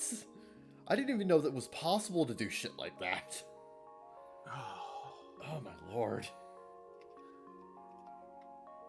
Yeah, it's a crazy world out there, and I love it. Oh yeah, oh yeah. Mm-hmm. And unfortunately, that was only like the second or third story, so I still have more. Yeah, oh god. Jesus Christ. Alright, the next one is not allowed to be that long. Okay. Fine. News. Grubhub driver claims delivering cup of urine instead of milkshake was, quote, an accident. How do you make that a fucking accident? What? The customer noticed the mistake after taking a sip. A Utah man has been left rightfully scarred after he received and sipped from a warm cup of urine that a Grubhub driver delivered in place of a Chick-fil-A milkshake. Caleb Woods told a local news outlet that he ordered fries and a shake from the fast food joint via Grubhub. When I started eating my meal upon delivery, I put a straw in my cup that was delivered and took a sip. I soon discovered the cup delivered to me was from the Grubhub driver was a warm cup of urine. He confronted the delivery driver, who had not yet left. The entire conversation was captured on Woods' home security system. Oh god, I wish I could see that. Did you confuse the cups? Because, like, dude, this is half full of pee, Woods told the driver, who was holding the styrofoam cup in question. Do you realize this is pee? The Grubhub worker admitted to accidentally switching the cups. He said that he relieves himself into a cup in the car because of the long hours he works. Woods said that some of his money was refunded, but he wasn't compensated in full despite the disturbing experience. Fucking Grubhub. Oh my god. I think the order cost like $25. They refunded like 18, and the actual cost of the food, Wood told Fox 59. We need that many Foxes. They didn't refund the delivery fee or the tip that I gave. Grubhub has since commented on the incident. We took immediate action with the driver and ended his contract with us. We're following up with the customer to apologize and are coaching the representative who was previously in touch with the customer. Earlier this year, DoorDash suffered similar criticism when a driver spit on a 13-year-old boy's food after not receiving a sufficient tip. The food delivery company similarly apologized in a statement, claiming that while they empathize with the frustration of not receiving a tip, the behavior was unacceptable and falls far below the high-quality experience they aim to provide. Really, I think the thing here is that these services, like, either make people pay tips or don't, because this shit where you get to choose is just resulting in a lot of spit ending up in a lot of food. Yeah, I agree. Mm-hmm. Like, fucking... Oh, well, I mean, first of all, they could pay their workers. They could pay their workers fairly, yeah, but... Yeah, instead of shifting it onto us. But if you're gonna shift it onto us, actually shift it onto us, and don't, like, play this game where it's like, well, I could tip, but it says I don't have to, so I won't, and then get spit and blood and piss on your fucking food. Yeah. Excuse me, sir, you have forgotten your cup of piss. This whole industry is a fucking ramshackle piece of shit. Oh yeah. And I'm not just saying that because of the Wendy's incident. But it might play a part in my a little bit. A little bit. One more. Connecticut man accused of using police lights so he could get to work faster. Oh my god, no. A Connecticut man has been charged with allegedly impersonating a police officer after he was found to have police lights inside his Dodge Challenger so he could get to work faster. Yeah, that's illegal. That's hella illegal. It's extremely illegal. You're not even allowed to have forward-facing red lights, which means you cannot actually drive Knight Rider without getting arrested. Oh man. New London County resident Michael Marshall, 43, of Groton, was charged on Wednesday, October 25th, during a stop on the I-95. According to Connecticut State Police, an on-duty trooper out of Bridgeport, after observing the Challenger display several steady red and blue illuminated lights. A run of the license plate found the vehicle did not belong to any law enforcement agency. When asked about the vehicle's lights, Marshall admitted to using aftermarket controls inside the vehicle to illuminate the red and blue lights for the purpose of driving faster through traffic during his commute to work. Additionally, Marshall acknowledged that he was not a sworn law enforcement officer and did not otherwise possess authorization for the use of steady red and blue lights. Based upon information gathered during the investigation, the Dodge Challenger was towed from the scene, Marshall taken into custody, charged with impersonating a police officer. He was released on a $5,000 surety bond and is scheduled for arraignment on November 13th. That's 2 days from now. I don't know why people keep doing shit like this. Like, why do you think this is a symptom? I think Dodge Challenger drivers just have factual mental illness. Okay, well, he's chosen to be racist, but I think no, I'm examining the trends surrounding a car culture that is all about. Right, like, he's looking up FBI crime statistics for Dodge Challenger owners. It is the most. I mean, literally, like, you know the joke about the Dodge Challengers, right? Like, it's the same one about Mustangs. It's like, yeah, they're really dangerous cars, but not to the person driving them. Yeah, yeah. Like, I think it's a symptom of this fucking hustle ass culture where people are commuting to jobs in cities like 2 cities away. That too. I think this is why people are like buying Teslas so they can sleep in the Teslas while it auto drives them, and this is why people are fucking using aftermarket police lights so they could fucking speed and get away with it. Yeah. Well, if only they didn't have to work 2 fucking cities I disagree. away. I disagree. Of course you do. Of course you fucking do. Right. Well, it's the same thing. It's like, oh man, if people hadn't bullied her, she wouldn't have killed herself. It's like plenty of people go through having to travel through these cities and they don't break the fucking law to do it. This is not a symptom of like some systematic issue. It's a symptom of a fucking dickbag trying to ice skate uphill. That's going to exist in any fucking system. And you get these cases because you have this environment. Even if the world was entirely convenient and everything worked out great, you would still get motherfuckers trying to ice skate uphill, dude. Like, it is just a fact that the dude is a fucking dickbag. Yeah. Not like. But he yes, wouldn't have cause to do it. It doesn't matter. You think people need cause to do stuff? I think most people need. do. No, I don't. I disagree, and I don't think you spend $3,000 to. I don't think you spend $3,000 to put a mod like that on there. Well, why would you do that? Were you gonna speed 2 streets down if you worked that close?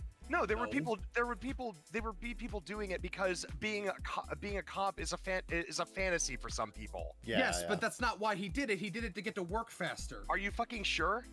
That's what it says. That's what it says. Okay, but I'm saying this kind of thing would still exist, and then we blame another system, and then we blame another system. Comment on what the fucking article tells me. I'm just saying, like, I don't like this. The problem. Are you sure? The problem is people are going to be jerks, and we can't just continually blame it on every system available. There will always be systems, and there will always be people it doesn't work for. Like, you're taking the blame away from a poor innocent Dodge Charger driver who decided to spend $3,000. Don't fucking call him poor. I'm just saying you're known racist tendencies against Dodge Charger. No, I'm just saying you're the one Challenger. Why are we calling it a Charger? It's a Challenger. You're the one. Okay, fine, whatever. They're the same fucking car. They're a penis pump on 4 wheels. Oh, all Dodges look the same to you? Yes, they are. They both have the same bloated, ugly bodies. And they're both penis compensators. Wow, in current year. Wow.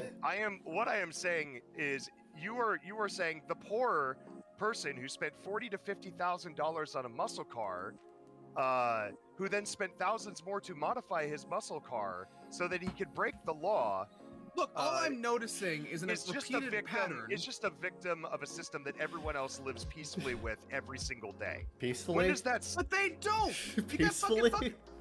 Yes, they're mildly fine, annoyed there's- by having to commute.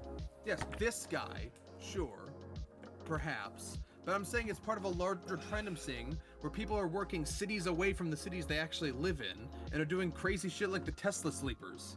Yeah. You know, the Tesla sleeper didn't do anything special. They just bought a car with the express purpose of catching sleep while they're commuting. So yes, I'm seeing the commuting as a problem because it's leading to shit like this and shit like this. This isn't the most graceful solution, obviously. Yeah. It's also And extremely he is illegal. yes, and he is a douche, Yeah. but he was given express motivation to do this, at least according to the article, which is all I can judge it on. Yeah. I'm always wary of this kind of thing because, like, you know, it leads to the logic of anytime somebody does something bad, it's never their fault. There's no accountability on them. Oh no, always it's definitely the his fault for system. doing this shit. It's definitely his Yeah, fault I'm for not doing saying- this Like, shit. there's no accountability. I'm not saying it's not his fault. I'm saying you'd get less of these types if you accommodated people more. Yeah, yeah. Because It's, again, it's- as far from the exact motivation that they're telling me that he told them, you know, this seems like a problem that exists beyond him that could potentially be addressed. Yeah. I'm not saying you're never gonna get anyone speeding if they only work in the cities in which they live. Plenty of Oh, yeah, I people can live get- in the I can- cities they live and they still speed. That's not what I'm saying. But like, again, you make the system more accommodating for most people, and you're gonna get less people doing shit like this. Not none, but less. Again, perfect enemy of good. I'm just saying, like, I'm just saying, like, I just think that's. No, yeah, we should change nothing because nothing. Yeah, I just don't think this is the. I just don't think this is the justification for it. Like, Not there's a justification for it. Not specifically, not this dailyvoice.com article, no. Yeah. Okay, that's all. That's the only point I'm trying to point out. It's like plenty of people live with hardship every day and deal with it in a Yeah, perfectly yeah. peaceful way. And like, sure, maybe we shouldn't have this system where people have to move 2 cities away. But I have to ask why that is. Are people just not willing to move? I think it's a complicated. Well, moving is expensive. I think it's a, and sometimes depending on their field, there might just not be anything around them where they grew up, Yeah. or where they happen to be situated before if they change industries. You know, it's you know, and sometimes the better offer might be farther away from where they live. Maybe there is a job where they live, but it doesn't pay well enough or as well as something in a different city. Which again contributes to sprawl and all that nonsense. Yeah. It's complicated. Too complicated for an anime podcast. Yeah. And It it's- is too complicated for an anime podcast. Yeah. I'm not saying we don't change anything. I'm just saying this is a strange point to justify it. Right. Because at the end of the day, the dude's a Charger driver or a Challenger driver, and he's a fucking douchebag. But anyway, Okay, well, we've ended on racism once and for all. Yeah. Hooray, racism wins. I'm out of news for the weird, Kevin. You can cut it wherever you want. All right. We'll We'll see. see you next. Okay. No, you do it. You don't do it. We'll see more everybody. argumentation to come. Woohoo! We'll see everybody in the next segment. Stay tuned.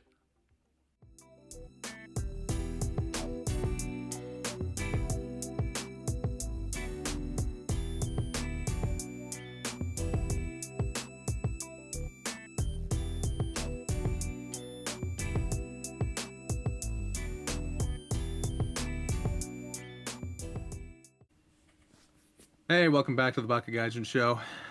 Those fucks you know. Yep. All 3 of them. Plural.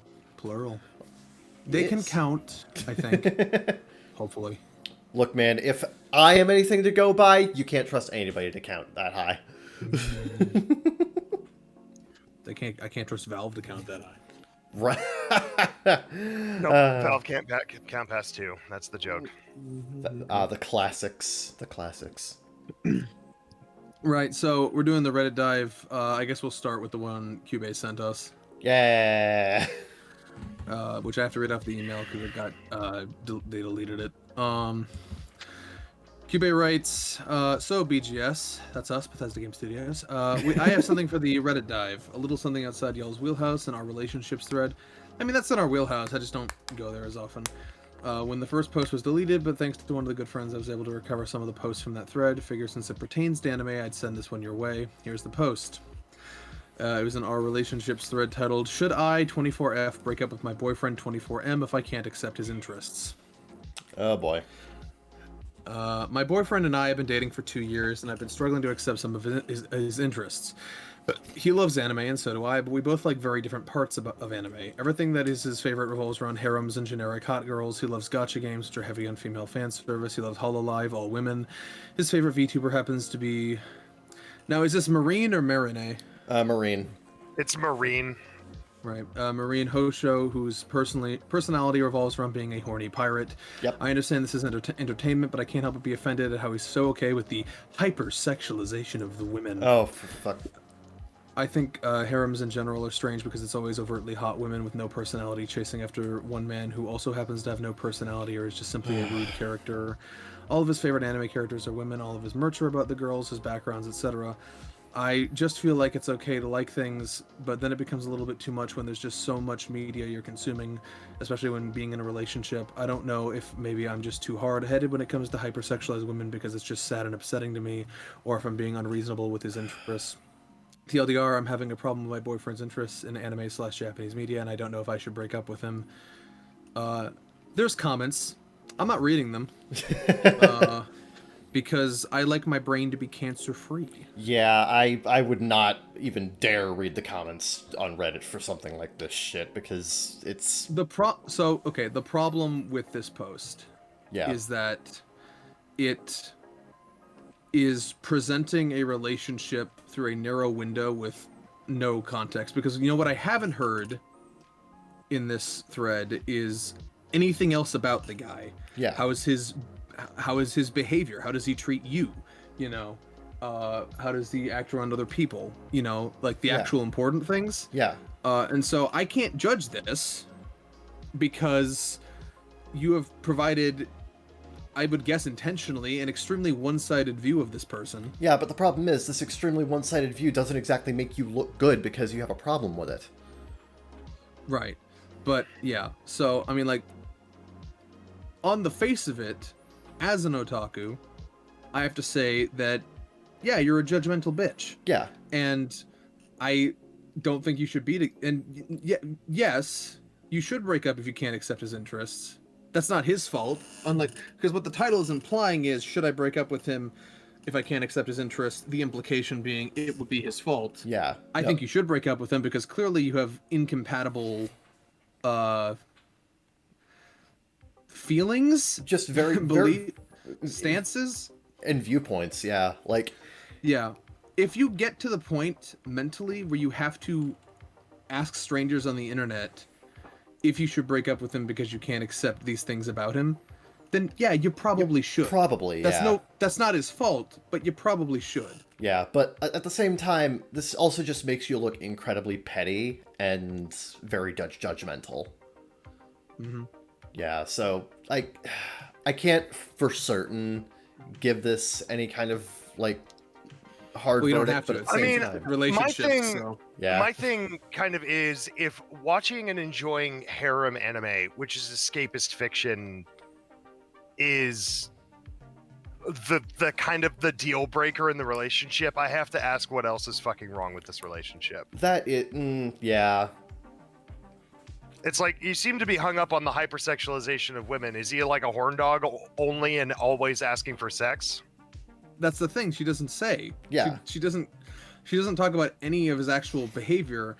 And this is conspiracy theorist, but I'm gonna guess it's because there's probably nothing wrong. Because I feel like if this guy was actually doing things that made her uncomfortable, like to her behavior-wise, she would mention that because that's just free ammunition. Yeah. You know.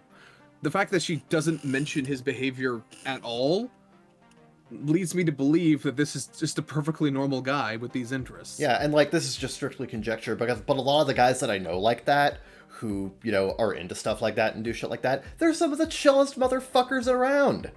So like, yeah, And like it would have been so Yeah. fucking easy to exaggerate or like make shit up about this, about his this influences his behavior in various ways. It would have been so fucking easy to ad hoc that, but she doesn't. Yeah. Because it probably didn't even come to mind because she thought this was bad enough. Yeah. So that seems like pretty firm evidence to me that in terms of like being a partner and being a person, there was nothing really to complain about other than his interests. Yeah. And if that's the case, then yes, you should break up with him. Yeah. But not because of him, it's because of you. Yeah. Yeah, it's not him, it's you. Yeah, yeah. You know, you like On the other when hand, it comes let me know the dude's contacts. Would love to hang out with the guy. yeah, can we get him on the show? It frustrates me so much that the only way I could ever get this dude's contacts is through her. Because I'd really like to get this guy on our podcast and ask him how he thinks the relationship went. You know? Because they probably broke up. Like, really want to pick his brain on that, yeah. Yeah, but unfortunately, the only way through is through someone who's probably not going to be very kind to that suggestion. Probably not, no. Yeah. So that's unfortunate. Sad. Yeah. My guess. Here's my headcanon. She found its porn folder and found it full of harem girls. Yeah. Oh, probably. Well, yeah.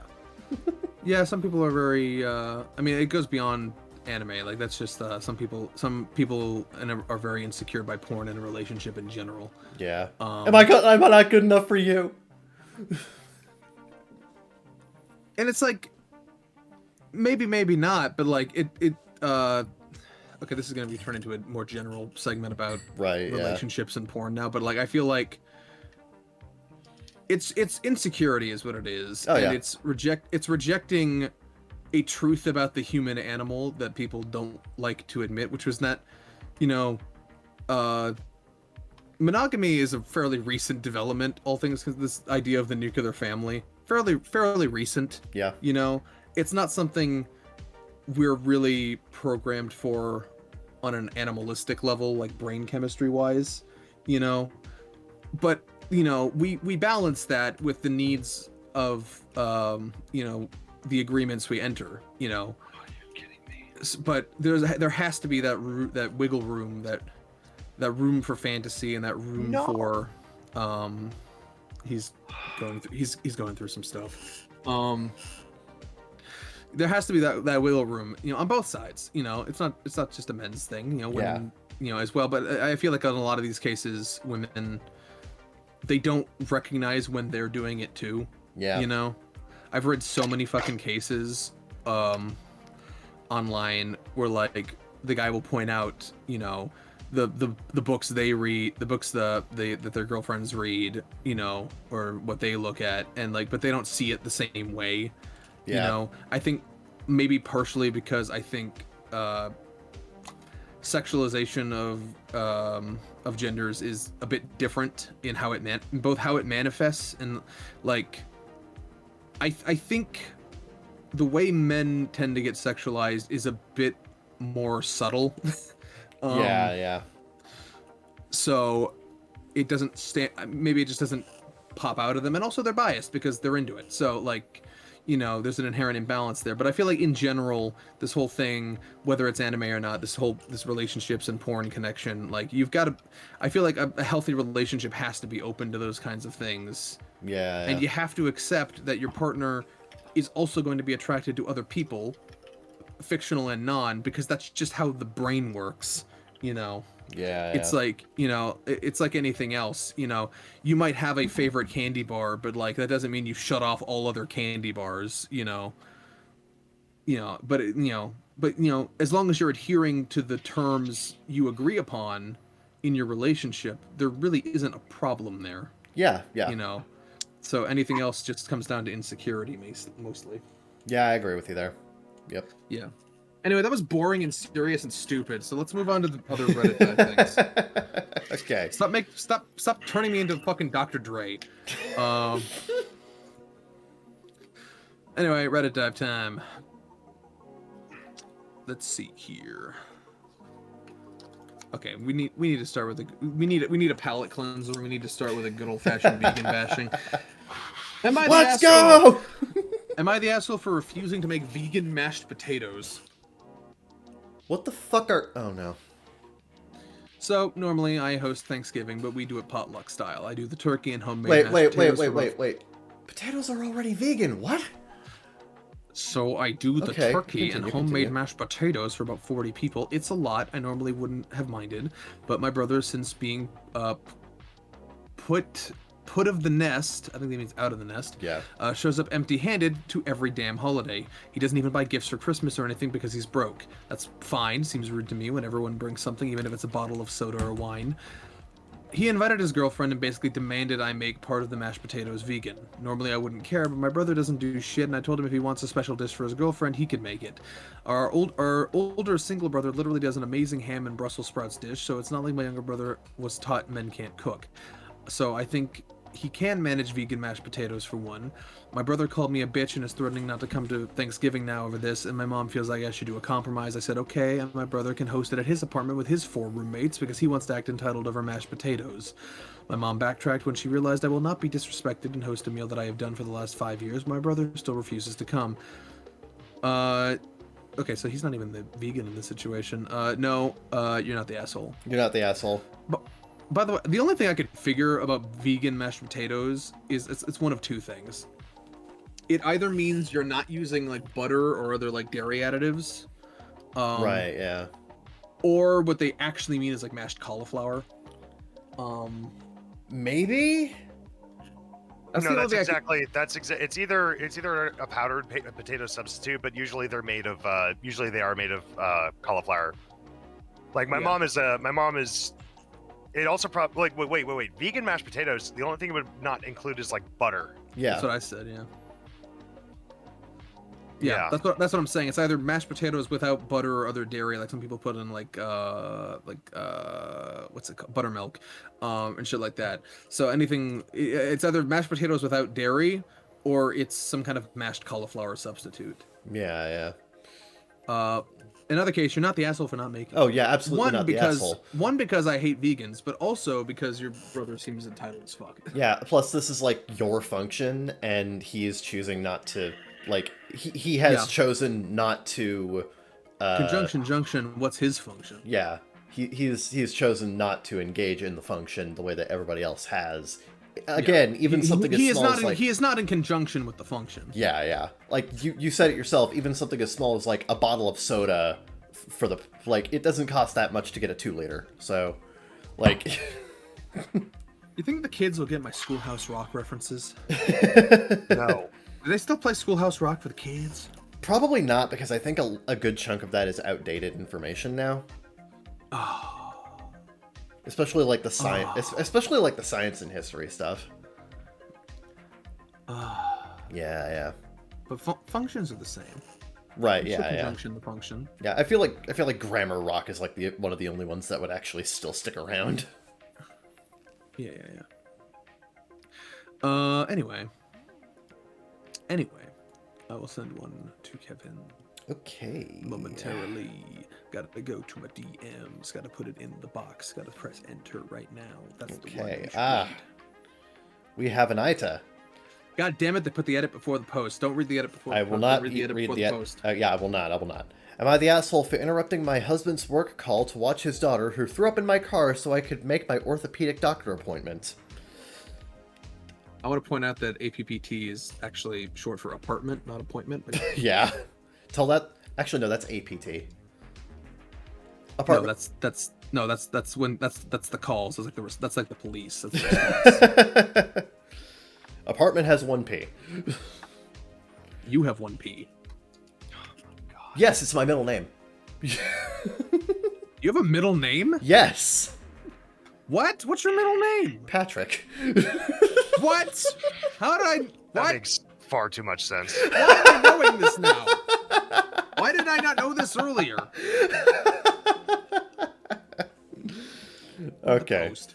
My husband is a workaholic. He works from 8 to 6 every day with no lunch and travels 50 to 75% of the time. I am a stay-at-home mom with 3 kiddos, ages 8, 4, and 18 months. What are their genders? Yeah, I didn't know the genders. What is the formatting? I do all the chores at home and also partially homeschool the 8-year-old. My husband never takes... She was so close to saying, yes, I do the cooking. Yes, I do the cleaning. She could have. She had the right. My husband never takes off work to help with the kids, and I am a stay-at-home mom. Well, I tweaked my shoulder, and it's been hurting for 4 months. I recently got an MRI and had my follow-up appointment scheduled. I didn't even bother asking to take off to watch the kids because didn't even bother asking him to take off to watch the kids because he never will because he always has something going on at work. Ugh. Average American family. But I did book the appointment on the family schedule and told him about it in case a kid was sick. So I left the 2 older ones home with him as he was working from home. Well, my youngest vomited in the car after I had been driving about 10 minutes. I texted him asking if he would take off work so I could still make my appointment, but he wouldn't respond. I was able to have my mom come over and she was willing to watch the sick kiddo so I could make the appointment, but we couldn't figure out how to remove the car seat so we could wash it off. It was a new car seat and I didn't have the time to YouTube how to get it out and still make my appointment because at this time I would have been over 20 minutes late. Well, at this point, I went into his office at home and asked him to get off his call, and he completely blew up at me. At this point, I had already tried calling him and texting him. I get that I shouldn't interrupt his work call, but parenting is an equal responsibility, and had she been in daycare, one of us would have been able to pick her up. Plus, he's on call 75% of the day. Am I the asshole for making him get off his work call to help with his daughter? Now should I read the edit? No, you should read the top comment. Okay, that makes a good top point. comment. I don't get it. Your mom came over, so the sick child is being taken care of. Why did you need to get him off his work call? Edit. I'll go with you're the asshole. I think this was poor planning. If your mother was able to be there anyways, perhaps she should have been there before you left. Your husband is working from home. Working. It's as if he's in the office and he didn't have to be working from home, then you would have had to solve your own inability to remove your own car seat. And then he's working from home, so he shouldn't have the responsibility of watching children while trying to financially support a family of 5. I bet he's stressed about trying to ensure he is able to maintain financial stability on a single income. I recognize you have to attend your appointment, but it's absurd you want to bring a baby there. You should have made alternate arrangements and none of this would have happened. Maybe it's everyone sucks here, maybe it's you're the asshole. Either way, you're not an innocent victim in this story. Yeah, I'm gonna go with everyone sucks here, honestly. Yeah, I'm gonna say I kind of go with that as well. Yeah. Yeah. Why do people breed if they have no interest in actually, like, family? Yeah, like, this definitely seems like an issue that could have been solved by just not having a family. Yeah, like, it doesn't, like, this guy doesn't seem very interested in the family, so, like, why did he breed? Why he breed, though? Yeah, like, he's very much focused more so on his work than anything else, and the family seems to be an additional stressor that the OP is very bad at planning and was definitely rude by interrupting his call, but also this whole scenario this life scenario they find themselves in seems like they shouldn't be here. These kids shouldn't exist, you know. Yeah. If this is how it's gonna end up. It's like their parents. Jeez. This is not a functional family. No, it really isn't. Anyway, everyone sucks. I feel bad for the kids. Yeah. I don't feel like you need to read the edit. It's just more fucking. I'm basically a single mother, and it's hot out. And blah blah blah blah blah. Yeah, just trying to pump themselves up at that point. Like, come on. Come on, jump a little higher. Sarah, I'm assuming you're playing Halo right now. I am. It's my first time to actually play video games all week. All right, well then we'll just keep chugging along then. Yeah, okay. No, that's one of the consistent things. Like we have the consistent, they didn't wear mauve for my wedding, so my wedding is ruined. Yeah. It's one of our consistent trends of people being like, I don't want to take care of baby. Husband also don't want to take care of baby. What we do, and I'm like, be a parent. Why did you just not birth? Because sex good. Because cream pie good. I'm like, because I don't know if you know that, but cream pies don't lead to pregnancy. Yep. What? I don't know if you know this, but cream pies don't lead to pregnancy. Are you talking about the food or the action? The action. Jerking off on their face doesn't cause pregnancy. That's a That's bukkake. That's a bukkake or a cum no, shot. that's what weebs call it. Yes. No, a that's what cream it's pie is called. when you ejaculate inside of a woman. In her pussy. Because I thought that's when it was on the face. That's No. why- because it's her pie filled with cream. No, I You don't thought it put was. cream in it? I thought No. I thought it was referencing the clown thing where they throw a pie at a face. It's like, Go to Oh my Pornhub God, right no. now and No. go to Pornhub right now and tell me what comes up. Anyway, I'm fuck's sake. I'm so I know sorry. you're asexual, so you're not into Yeah. it for that thing. But at least Yeah. do your research. Go to Pornhub, Google cream pie, and tell me what it shows. I thought all my life it was named after the clown thing. No, it's not. No. No, no. No, it's not. I made two mistakes here. The first was being asexual, and the second was assuming clowns have way more influence over society than I thought. Especially sex. Anyway, no, and it's because, and here's my favorite one. Here's my favorite reason for women to get pregnant, and this does happen, unfortunately. Because for 9 months, you feel like a god. Because everyone, every moment they see you, pokes your belly, talks about how cute your belly bulge is. I thought you meant in the creating. They tell you sense. no. They constantly give you like praise and congratulations, that's so exciting, and like they give you an inordinate. People just like give you an inordinate amount of attention because you got knocked up. And then you have baby showers, and you have gift giving, and then you have we get to redecorate a new room. We know women love to redecorate. I see the HGTV statistics. I know how many women watch that shit. Like we get to redecorate a room and buy a crib and pick out cute outfits, and then the baby's there, and then it's suddenly like, oh, this is actually difficult. We don't want to take care of it. Fuck. Shit. Also, no one gives a shit once your baby stops being a baby. Once it's a toddler, now everyone treats it like the annoying little shit it is because it can walk now and cause problems. Yeah. And it's no longer completely and totally vulnerable. Now it's making its own problems for itself. So then all the attention drops off and you're stuck with a giant responsibility. And some people can't fucking handle that. Yeah. So then they get bored and they have another baby, and then they at least now, while they're taking care of the one little shit, they have people giving them praise again. I'm sorry, it seems like the most callous way to describe that whole psychology, but like that is exactly how a lot of women think. Yeah, and there's a lot of women that don't. There's a lot of women that take it seriously and do it right. And I'd say the majority do, or at least make a great attempt to. But then there are some women who are like, I just, I can't be bothered to take care of my kid, so I'm going to blame it on other people when I can't take care of my kid. And the same thing with like dads who are like, oh man, I'm so proud of my wife, and then the kid's born and they're stuck with him all day. Yeah, it's like a subgenre of like we've read enough Reddit posts to know that parents feel a sense of entitlement for being parents. Yeah. It's like, congratulations, you've done your natural born purpose as a being. Mm-hmm. Like, something that billions of other people have accomplished successfully. Why should you feel special? No offense. Mm-hmm. But it's hard. Yeah, so is my dick. You gonna praise me for that? Anyway, the point was, he's too busy to read. So, we'll go on. Yeah. But that's just what I wanted to say about that one, because that kind of yeah. shit irks the shit out of me. Oh, yeah, no. Yeah, In for a penny, in for a pound. You know? I agree. Many people procreate when they shouldn't. Yeah. Let's see here. All right. This one might be juicy.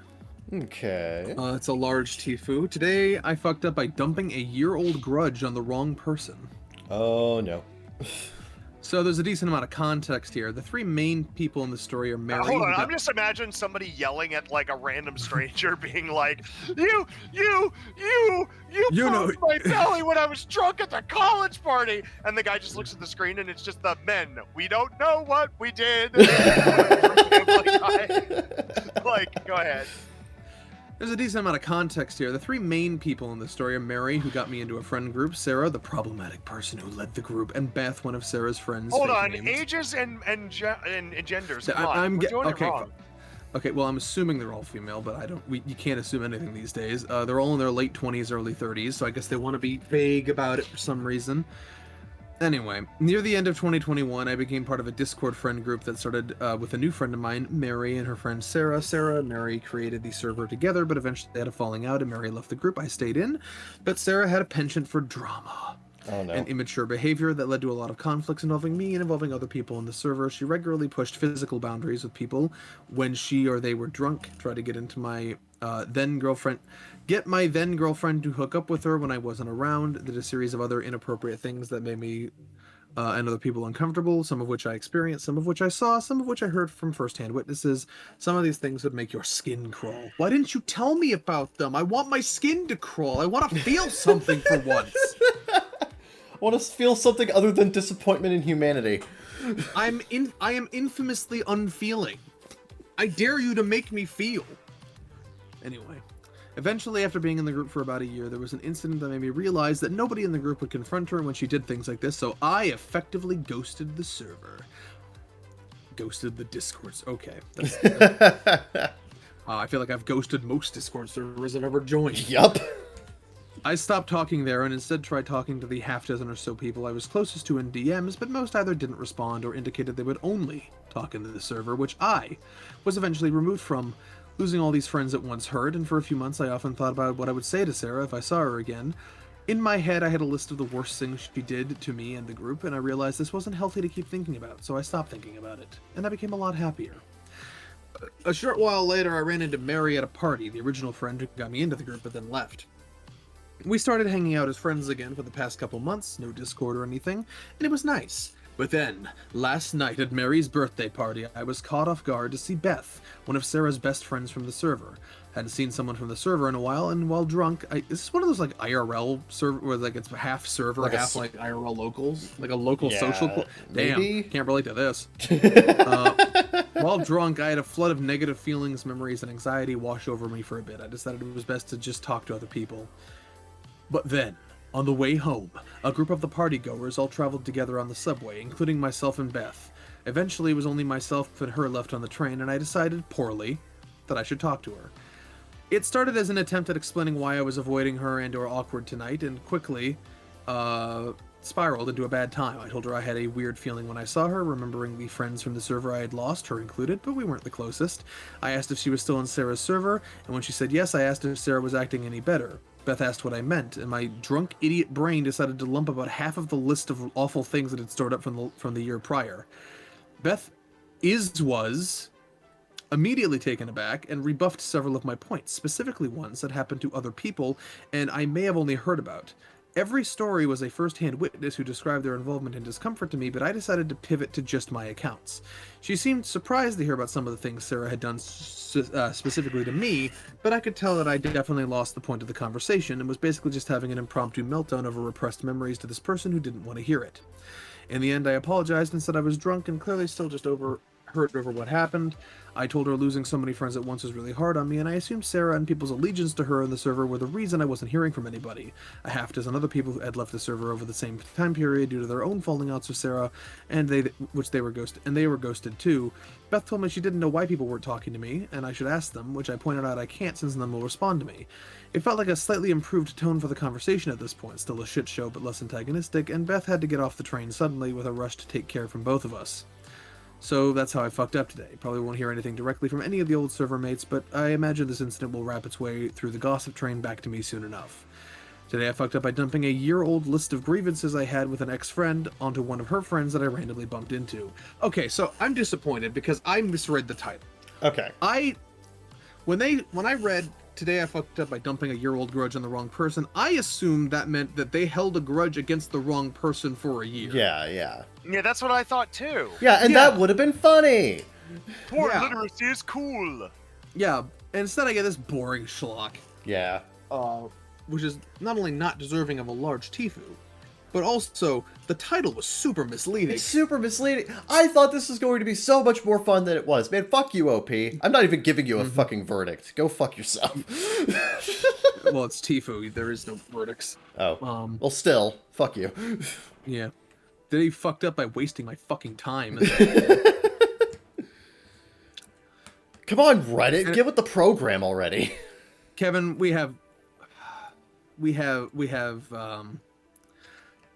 This one has a lot to measure up to. Okay.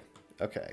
Because it's another large Tifu about something getting stuck in someone's ear. Oh, oh dear. Oh no. Oh god. And, like, infamously, the guy who had a rock stuck in his ear for 13 years has been kind of our benchmark for bad Tifus. So, this one has a lot to live up to, but let's see if it can measure up. Oh yeah. Today I fucked up by getting cotton bud wool stuck in my ear. Large Tifu. I apologize if this is horribly long and annoying to read. I believe this is my first long-form post. On Wednesday... Okay, so immediately this is, like, very recent. On Wednesday, I was rushing to go to the dentist, and before I left, I decided to quickly clean my ears before leaving. I cleaned the left ear, then went to do the right, and as I pulled it out and went to look, I noticed that the whole head of it had came out in my ear. I began to panic and grabbed my tweezers to try and pluck it out, but all that would come out were the little fibers. I then tried the end of a comb to try and dig it out, which seemed to just push it in further. So being worried I'd be late for the dentist, I just left it and decided to handle it later. Once I'd returned home, I tried the tweezers once more, doing nothing but scratching my ear, so I decided to just leave it alone out of fear of making it worse and contact my GP. Yo, that's general practitioner! Yeah. I was advised to go to A&E, as it is a foreign object in my ear. At this point, the hearing in my right ear was about 60 to 70%. So the next day, I tiredly suffered a 2-hour wait to be seen by a nurse. Once my name was called, I went into the room, hoping that it would be quick, easy, and painless. It was the opposite. It was slow, hard, and painful. The nurse first looked out on a headlamp and looked in. Whatever. She said she couldn't see it and had the second nurse look, who claimed she could. The first nurse looked at it again and said she can see it now. Okay. I can't see it. Can you see it? Yeah, I can see it. Can you see it? Yeah, I can see it. This detail really needed to be included. Yeah. She grabbed these long medical scissor-looking tweezers and had the second nurse stretch my ear and cheek. She was digging around in my ear and pulled some fibers out, which I could hear and feel, but was unable to just grab the whole thing. The second nurse had a go, and I could feel her try to approach it from underneath to try and pull it forward, which I could feel the cotton hitting the roof of my ear canal. Ugh. God. Jeez, ow. See, this is a reminder to everyone that Q-tips are for cleaning keyboards, not ears. Yeah. After the struggle, they called it a college of theirs who use one of these devices that go in your ear. I think they mean colleague, but that's funny. Yeah. They called it entire college. Bring in the reinforcements! That goes into your ears and magnifies things. I remember he was also digging around in my ear, but I don't remember his initial opinion of what he saw when looking down my ear. I forgot to mention how bad the pain was. I recently got my flat piercing done, and the pain resembled that, though more intense. But rather than the pain lasting for a few seconds, it was over and over again. I was genuinely on the verge of crying. Ultimately, the male nurse said that there's nothing in my ear, so the cotton must have fell out. Then he can see straight to the back of my ear to my eardrums, that the blocked feeling in my ear was due to earwax, and that they all had concluded that the white thing they spotted in my ear was some disc on my eardrum. It seemed somewhat logical to me when hearing that, but after I left, I thought to myself, that doesn't make any sense. The advice he left me with was to put olive oil in my ear and to come back if I feel it's necessary. There's no way the cotton could have fell out during the day, otherwise I would have known, and if it had happened at night, then I would have saw it in my bed. I even searched around the bed and found no evidence of this. My ear was now so sore and I was experiencing sharp, stinging pain. I also decided to Google what an eardrum looks like, and to me it doesn't look like anything that resembles a cotton bud. In the photos I saw, the eardrum is somewhat transparent and it is a pinky white color. I put a few drops of olive oil in my ear before bed and put a cotton ball on the outside of my ear to prevent it from leaking on my bed as I turn in my sleep. The next day, today, it doesn't feel much better and it's actually more blocked than before. My ear is ringing and the hearing has reduced to around 20 to 30%. So I contacted my GP again and got a same-day appointment. I told them the saga and requested to have them look down my good and bad ear to compare the difference and see what's going on. After doing so, she could not see the cotton wool and called in a colleague to have a look. Again, he said he can't see the cotton, but my ear looks very sore. I have been given an ear spray to reduce the chance of infection. I really don't know what to do from here if my... I love how they spelled do from here, H-E-A-R. Yeah. If my ear remains this way, it seems no one can see anything. I'm hesitant to revisit A&E because of how it handled because how this is really poorly written because of how it was handled, and I'm worried that this is going to be a long-term problem. TLDR, cotton bud stuck in my right ear. Doctor says nothing is in there regardless of my ear being blocked. Okay. Here's the thing. Stop going to your general practitioner. Go to an ENT. Yeah. Literally, that's what the first comment says. Have you tried an ENT doctor? They might be able to help you out better. I have a big fear of getting things stuck in my ear. I'm sorry this is happening to you. Good luck. Yes, like general. Here's something you might not know about general practitioners. They're general practitioners. Yeah, they're not experts. They're not specialists. Yeah. They're not. They're not. I mean, they know a thing or two, but like they're not completely familiar with the structure and crevices of the ear canal. Yeah, how to best extract things, or where pain might originate from, or stuff like that. Go to an ENT, and also you might have an infection from all the fucking digging that's been going on. So, antibiotics perhaps. Yeah, which is definitely going to compound issues. Not to mention the fucking olive oil in your ear. Go to an ENT. That's a new one. I've had shit stuck in my ear multiple times. And they one of the best things an ENT will do that a general practitioner will not is irrigate. They have it's the coolest feeling actually, where they irrigate it with water from below and sort of flush out your ears into like a pan. It's the weirdest feeling, but it actually feels really nice. Yeah. Maybe not for you. You seem to be in a lot of pain, but like I've had dislodged wax and shit like that done with irrigation. Go to an actual ENT. Go to a specialist for these things. Oh yeah, definitely, because there's a limit to what GPs can do. Yeah. Plus, from what it seems like, you are losing hearing. You are getting to the point where you may actually start to lose hearing in your right ear. So, definitely get that done as soon as possible. Don't be like Kevin or Rockin' Ear Guy. Yeah, not quite as bad as Rockin' Ear Guy, obviously. Yeah, this is still like pretty bad. It earns the large Tifu. It does. Sure. So this honestly, this is the first large Tifu we've had in a hot minute that has actually earned it. On the idea of Q-tips, if you have like really bad wax and your wax is mostly liquid, because let's say you've been outside and you've been sweating all day, then they're fine to clean up some of that excess residue, mostly on the outside of the ear. You should probably not stick them into dry wax and use a lot of pressure and a bunch of shit to clean out your ears, man. That's just fucking bad. Yeah, I really recommend for wax buildup to get them irrigated. It's very effective. Yeah. Anyway. That made my mouth dry reading that shit. Funny thing I feel. I read half the fucking podcast. Yeah. Another large Tifu. Today I fucked up by thinking I set up auto payments on my mortgage. Oh dear. There are really several things that contributed to this fuck up, so I'll explain them all in sequence. Thank you. I hate when people explain things out of order. I recently moved for work and as such purchased a home. I have always had auto payments set up on my mortgage. That's not to say I've owned many houses, but I have had mortgages get sold to other companies and need to set up all my payments again. The latest one was no different, usually. Usually I make a payment to cover the current amount and then set up auto pay to keep it going until I receive notice that I have to change the information. This issue started when I went to do this on the new company's website. It will quite literally not tell you to set up auto pay until that payment is processed. I tried for half an hour or so until I gave up and decided to set it up later. However, since I messed with it for so long, I somehow thought I succeeded in setting it up. A few weeks pass and my wife and I are complaining about the cell service in the area. My coworkers are telling me that we should switch carriers, and in time we decided to do just that. She was quite excited to get a new phone, and I was looking forward to the better service. Not that the last one was bad, it just wasn't good for the area. One thing I did not realize in this process was that voicemail needs to be set up again when changing carriers. I should mention that I don't like answering the phone when I don't recognize numbers. It's either a recruiter, a salesman, or just plain spam. I cannot stand having those conversations, so I just let the call go to voicemail and call them back if it doesn't fall into one of those categories. Now, this all happened while I'm approaching a very busy time at work. I mean, 60-plus hour weeks and weekends were questionable.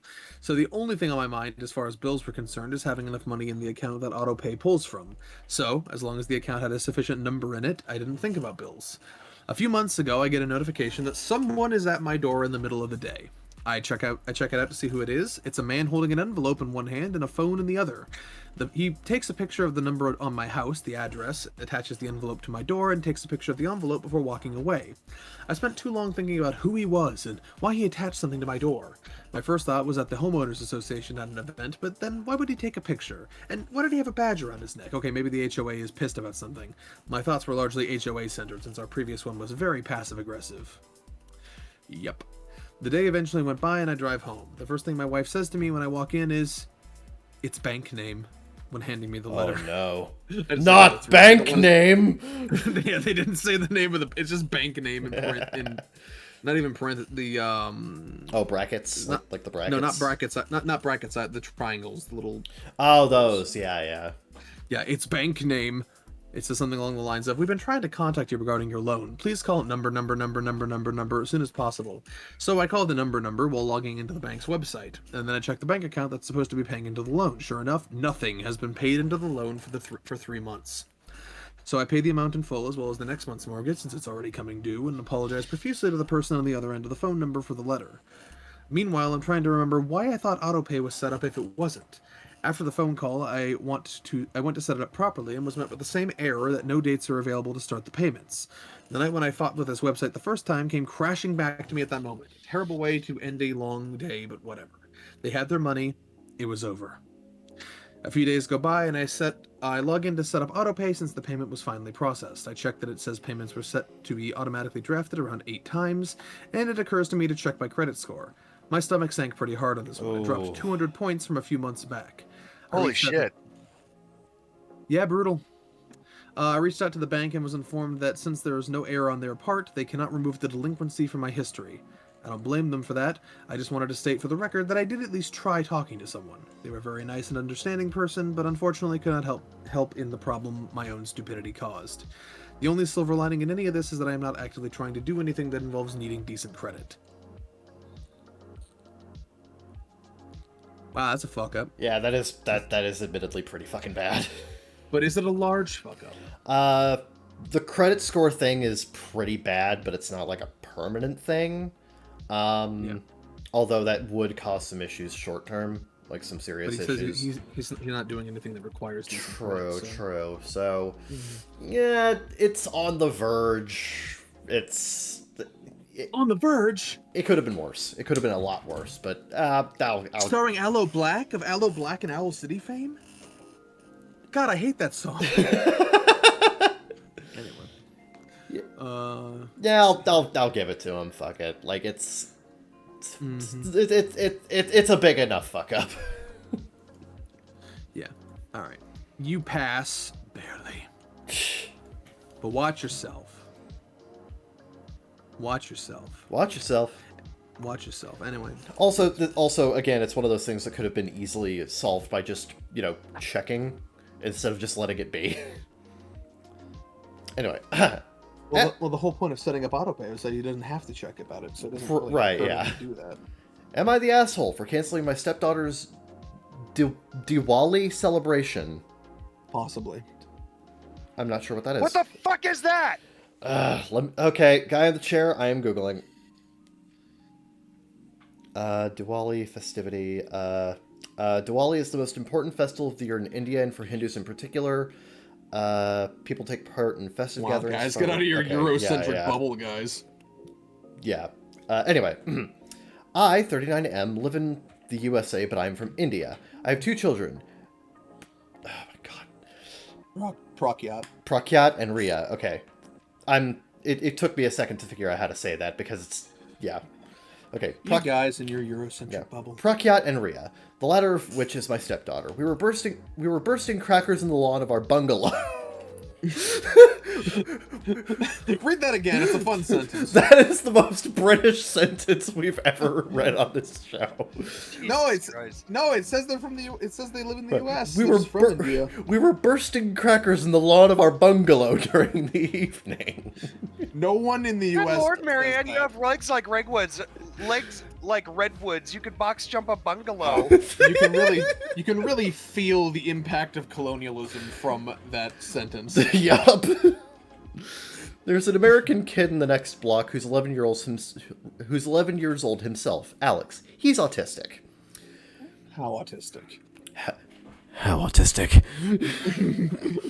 As we celebrated, Alex was headed somewhere with his parents. He rushed over when he noticed the crackers, asking us what we were doing. Prakyat explained to him while Rhea remained silent. Wait. The way you read that, it was like I thought he was being racist. We noticed the He noticed the cracker. crackers. No, we're not the. No, you're the cracker. We're not the crackers. We're from India. Prakyat explained to him while Rhea remained silent. He asked the kids whether he could burst some crackers himself. Oh boy! I added the oh boy. Yep. Rhea said, sorry, but it's not for retards like you. Oh, dang! Jesus Christ! No! The hard R's. No! Kid, no! His... Is Rhea our girl? No! Fuck! His parent... Girl... His parents had heard what she had said and were shocked, including myself. I asked Rhea to make an immediate apology, but she refused. Oh, dang! Doubling down! She had only said the truth, and that Alex would hurt himself as he's autistic.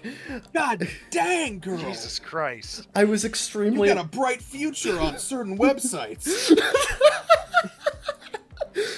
I was The bees have found their queen. Like, Jesus Christ. I kind of respect Holy how much this shit. kid doesn't back down. I was extremely embarrassed, and even my wife asked her to apologize. But okay, I apologized to the parents who did not say anything as they walked away with Alex. I was livid and asked Rhea to get back to her room, that she was grounded for a week, canceled the party for her, and said she wasn't bursting crackers. I'm taking away your cracker bursting privileges. She became hysterical, telling me that it was too much, but I did not budge, and in the end she was forced to remain in her room and is not allowed outside.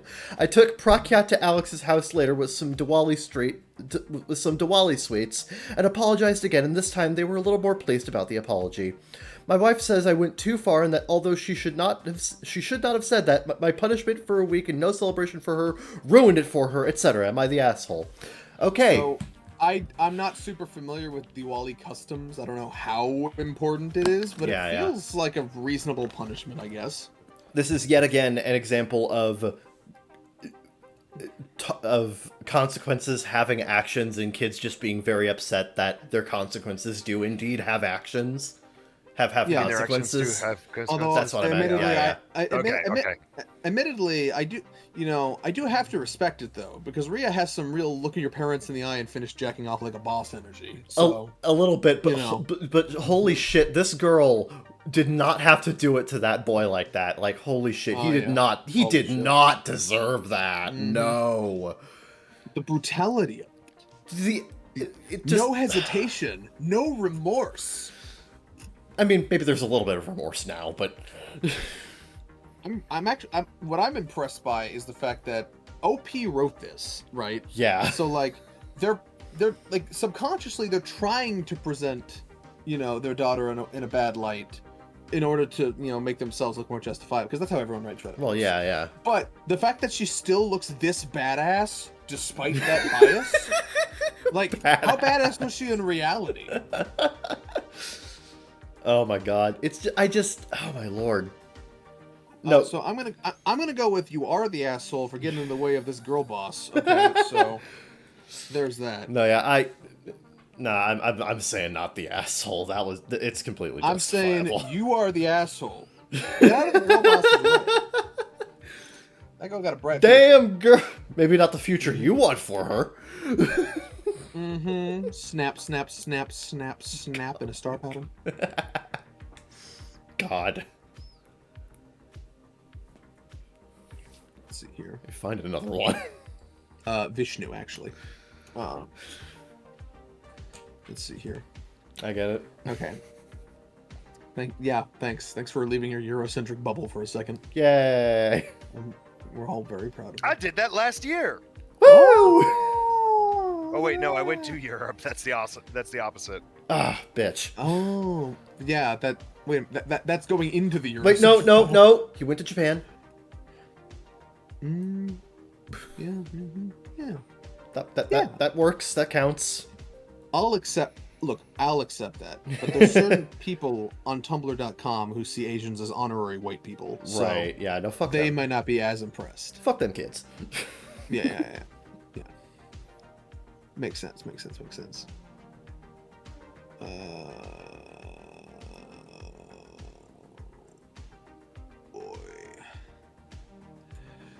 All right. Another large tifo. Just one of those days. Okay. Today I fucked up by burning both my armpits. Oh no. Ooh. Ow. Ugh. How? Okay, so I, 35M, have been having light therapy sessions over the past 2 months. This is because of a skin condition I got out of nowhere in 2020. Yep, that's how long it's taken to get sorted. Oh, they mean literal light therapy. Okay. Okay. This skin problem was over around 80% of my body, so getting it sorted was a must. No one really knows why it happened, but I surmise that it might have had something to do with the fact I spent a year in my house on my own, getting next to no exposure to sunlight. It has led to me not... That's usually not... That's the opposite of how most skin conditions happen. Anyway, it has led to me not feeling confident, shying away from photos, and wearing a lot of baggy clothing. For those not in the know, light therapy is basically where I stand undressed in something akin to a upright tanning booth, where over the course of up to 30 sessions, 3 times a week, your body gets blasted with UV ray. What is this? This sounds like a cancer machine. What's happening? Is this the bizarro universe where UV rays do the opposite of what they do here? Am I an interdimensional Reddit? I'm confused.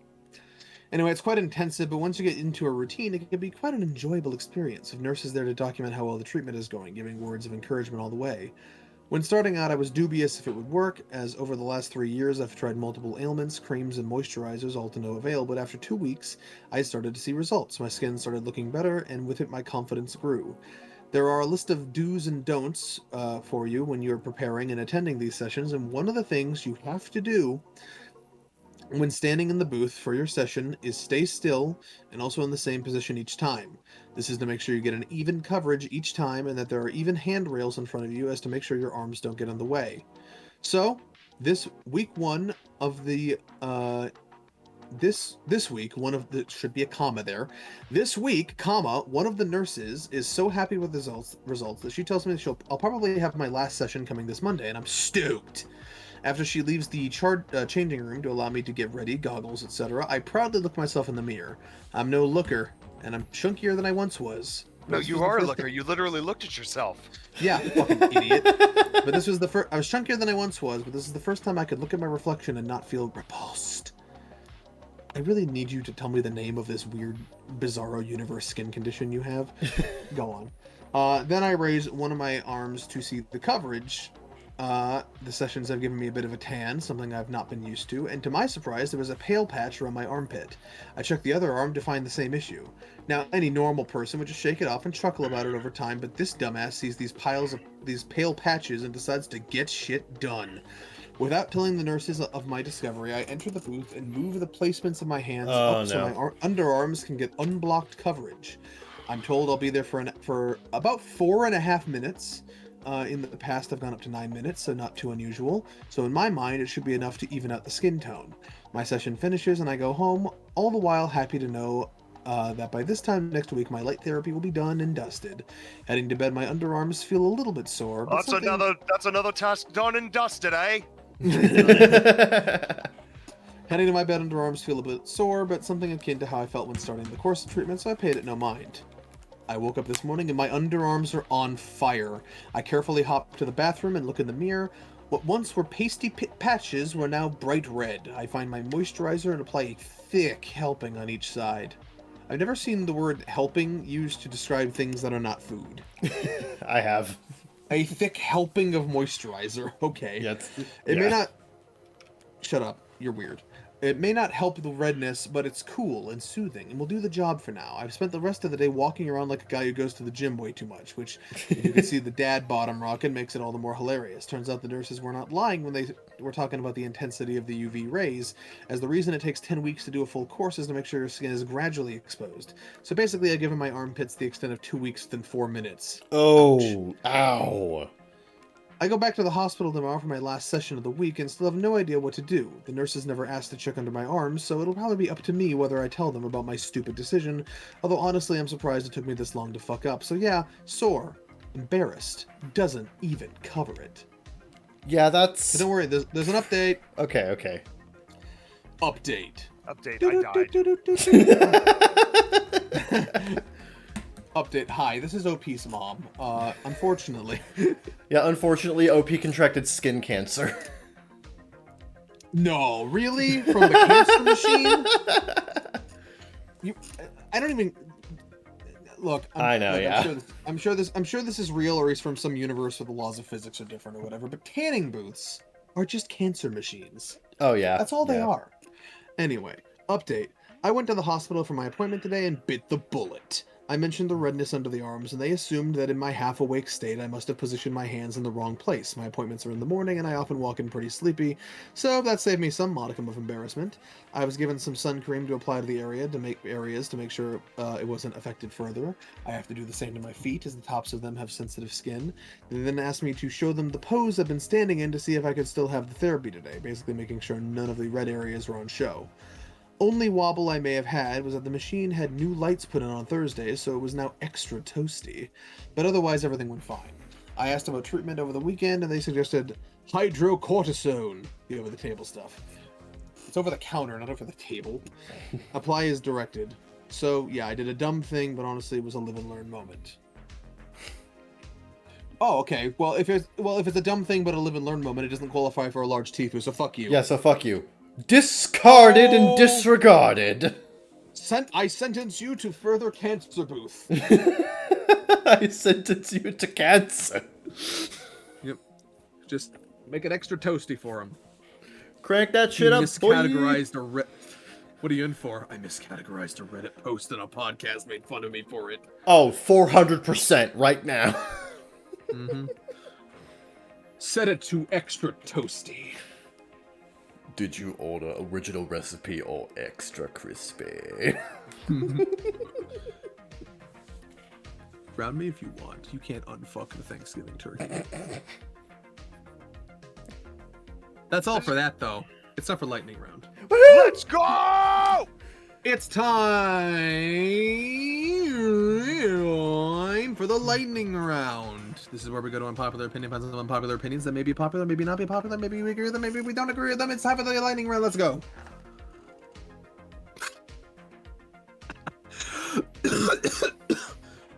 Okay, so Thank the first thing. Thank you, Jim Dickskin. Sorry, Dickens. So the It's first thing. Dickens. So the first thing okay, so I see when I go to this subreddit, I see two things immediately. One, they have an Israel mega thread. Oh. Which fair. Oh, Okay. God. Which I will That not sounds be like reading. a joyous place to spend time. Which I will not be reading Relax from. Good.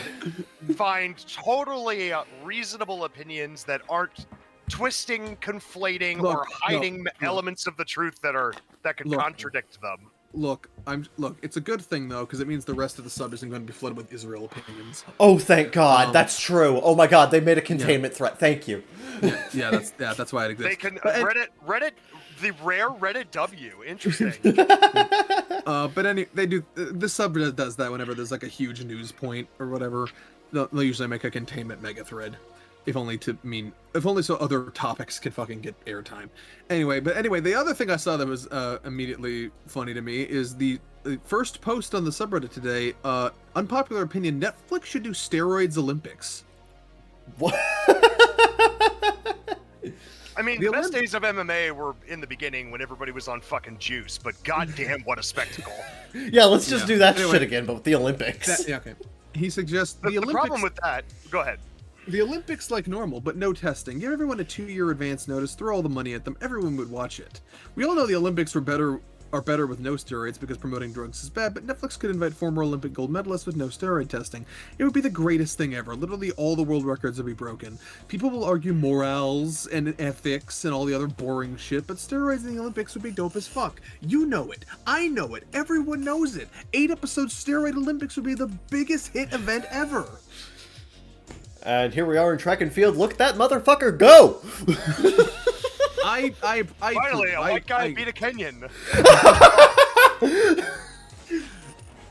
I agree. I think Netflix should do this. But Yes, I think absolutely. I think they desperately want to. Is the thing. I think if Netflix thought they could get away with it, they would.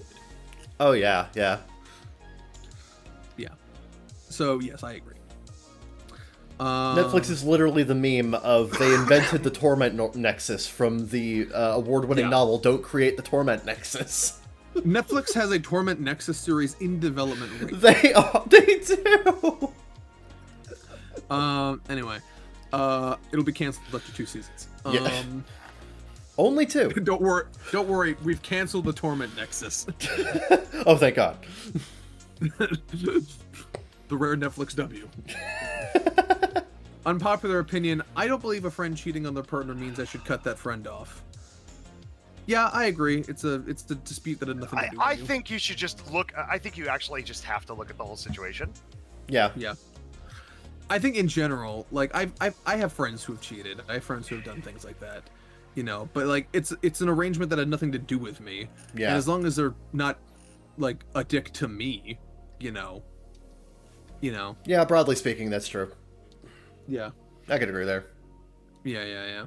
I don't think we should extend cancel culture to IRL for all offenses possible. Yeah. That sounds bad.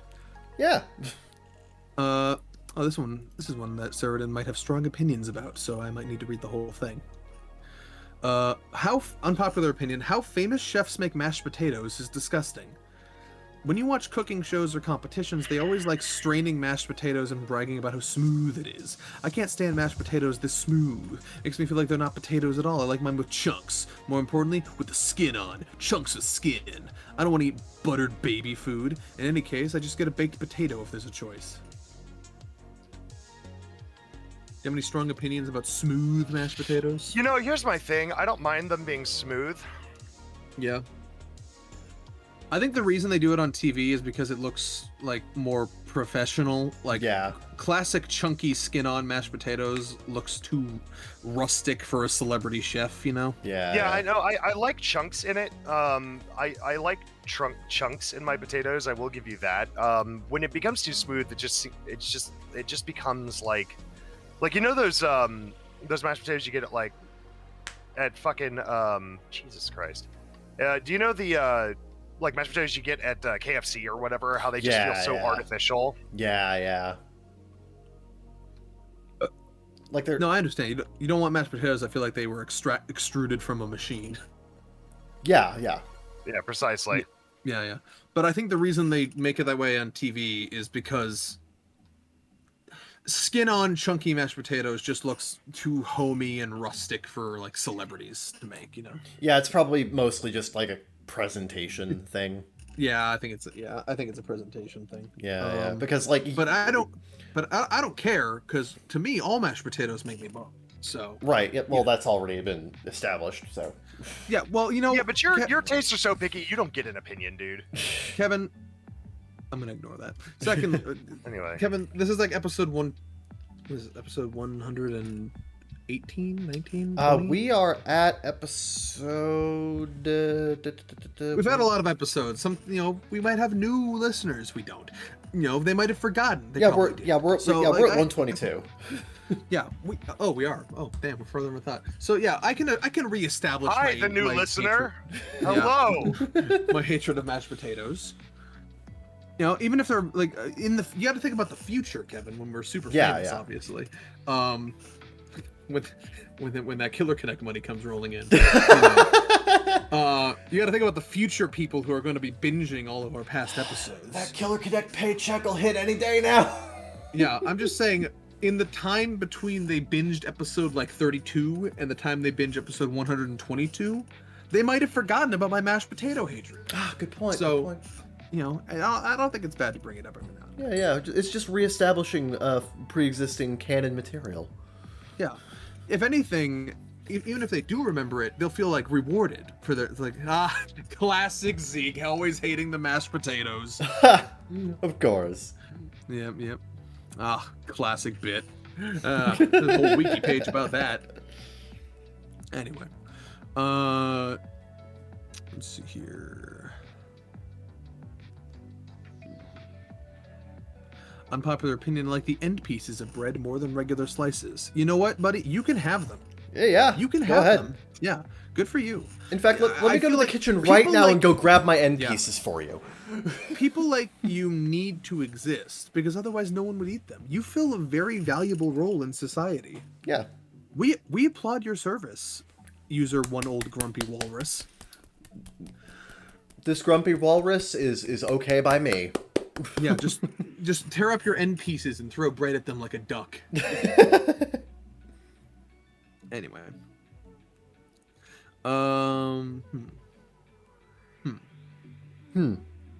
Unpopular opinion, Pokemon isn't bad. You're just 35 and still hoping a game you played when you were 6 will make you feel like a kid again. No, they've gotten No, worse. it actually got worse. I need you to Yes, understand it got worse.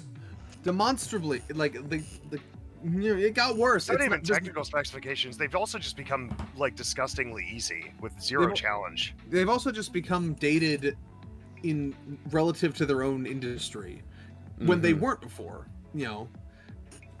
So like no, there are objective things we can point to that are faults of Game Freak, you know. It's not just nostalgia cope, you know. They could totally make a Pokemon game that would make me feel like I did when I was 6. They just don't. Yeah. And they don't, and the thing is, they don't make kids that are now 6 feel like we did then. It's a different experience. Yeah, like Pokemon is fundamentally a different thing than it was back when we grew up with it, and it's also fundamentally worse in a lot of very key ways. So like you can't make this argument. I'm sorry. Yeah, there are things you can make this argument for, but not this. Not Pokemon. This has- No. Yeah, there's too many objective faults of Game Freak that you can point to. Yeah.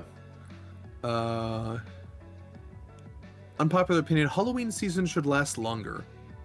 I don't know if I agree or not, but I do think the idea is funny. Kind of like how Christmas season bleeds all through November. Yes. That maybe Halloween, we start celebrating Halloween in like mid-August.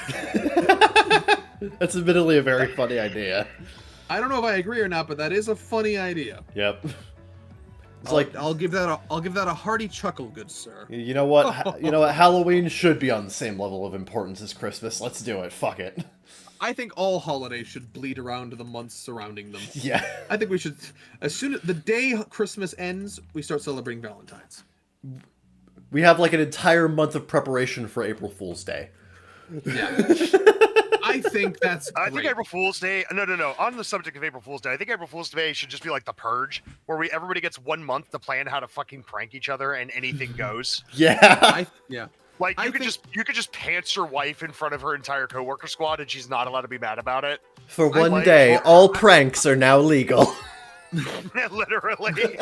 I think The only rule is nobody's allowed to get maimed or die from it. That's the only rule. Yeah, Oh, fucking Killjoy. yeah. I think it would be great We have to if separate ourselves from the beast somehow, sir. I can't. Yeah. I think it would be great if all IRL holidays operated like video game events based on those holidays. So every holiday is like a 3-week thing. I like the way you think, sir. If you pay the U.S. government $60, you get the battle pass for April Fools. You can unlock achievements for pranking your boss, pranking Yeah. your like commanding officer in the military, and getting away with it. Look, I just love the idea. I like the idea of we did an achievement set for fucking pranks on April Fools. I love the idea of Halloween being extended because for 3 weeks out of the year, you've got to be prepared at any random time for someone in costume to come demanding candy from your door. Yep. It's a better world what we're describing.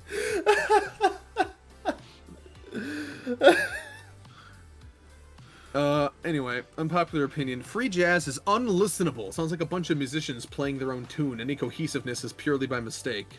Yeah, so it Yeah. follows. No, I disagree because it follows the same exact logic as like degent metal or progressive metal, where it just Yeah. uses odd timing signatures. I wasn't. And like, and if you're not not into that, I get it. But like, there is a reason that genre exists and is popular. I was Yeah. I was only going to say yes. You've stumbled upon the point. OP has not acquired a taste for freeform jazz. You having to add the jazz. Yeah. Thank you. Let's see. Okay, this one I saw last night, and it does piss me off. Unpopular opinion, I wish that video game RPGs forced your character's physical appearance to match their physical attributes. And I'm like, no, fuck you. I want to control a loli who wields a giant buster blade. Yes, absolutely. I need this. You are taking the fun out of my video games. Fuck you. I mean, you can always make that an option. So, like, as your strength goes up, your dude gets bulked out, like, and ends up looking like Sure, Kratos by the end of it. Like, sure. I guess- mean, that's fine for the people who want to do that. There's one of the reasons I like. I actually saw a post on the Starfield community on Facebook where somebody actually goes into the character creator and like adds more beard and adds grayer hair and adds more muscle bulk as their character levels up. Yeah. And stuff like that to do exactly that. And that's cool for some people, but I feel like that's a niche, man. Yeah, Fable 2 weirdly had a system very similar to that. GTA San Andreas did too. Yep. Where the more you worked out, the bulkier your character would be. Yeah. No, yeah. And people liked that. It was a cool system, but they kind of brought it back in. Sometimes you want to be Skinny 2. McGee, fucking haymakering like an MMA god. Yeah. They kind of brought that back in Red Dead Redemption 2, except not with muscle bulk, but with fat and your hair grows out and your beard grows out and shit like that. Yeah. The one thing is that it's actually even if you like make a habit of like eating regularly for role-playing purposes, it's actually really hard to get fat in Red Dead Redemption 2. You gotta be like stuffing your face constantly. Yeah. I wish it was as hard to get fat in real life as it was to get fat in Red Dead Redemption 2. Anyway.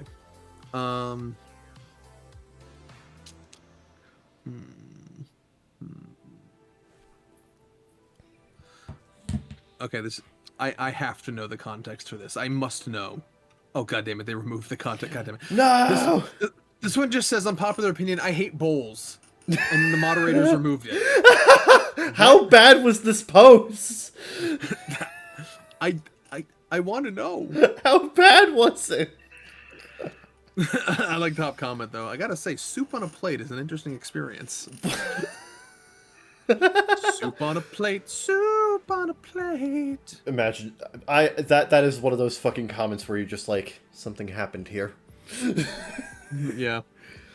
Unpopular opinion, I want to read this one because they spelled it wrong. Otto from Wall-E isn't evil. They didn't spell Otto, they spelled O-T-T-O. That's not his name. Yeah, no, it's A-U-T-O. He's the autopilot. Yeah. Otto. So that's the point. Yeah, I'm not gonna take lore interpretations from a guy who can't even spell the character's name right. Yeah. So fuck off with that. Fuck off with that.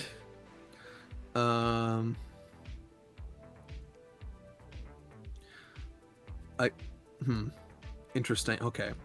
We gotta unpack the logic behind this one. Unpopular opinion, if you wear shoes in the house, you should be okay with barefoot people in public. They say people are typically opposed to people walking around barefoot in public. You're walking in all the public nastiness with your bare feet, they complain. Touching public restrooms, the street, grass, dogs pee on your feet. These are the same people who will take shoes they walked on in public bathrooms, the street, dog pee, grass, and then walk in their own floor and sometimes their own furniture. So they walk in shoes in a public restroom they would never go barefoot in, walk their shoes into the bathroom, then get out of shower barefoot to walk on the same floor. What's the difference? There isn't one. If you're okay with shoes inside, you should not be grossed out by people walking around public barefoot. Okay. I see what they're saying. I see it. I see it. You know what? I'm a rational guy. You know, I can change my stances when presented with new information. You're correct. You're correct. This actually makes a lot of sense when you really think about it, actually. Yeah, okay. You've convinced me. I'm fine with both now. Yeah, sure. Yeah, fuck it. I think I always was, but I just needed someone to tell me. I needed to hear it. It's okay, Zeke. You know? It's okay. Yeah. You're allowed. They've laid it out for me. These feelings I've always had, they now make sense to me. I've changed. Huh.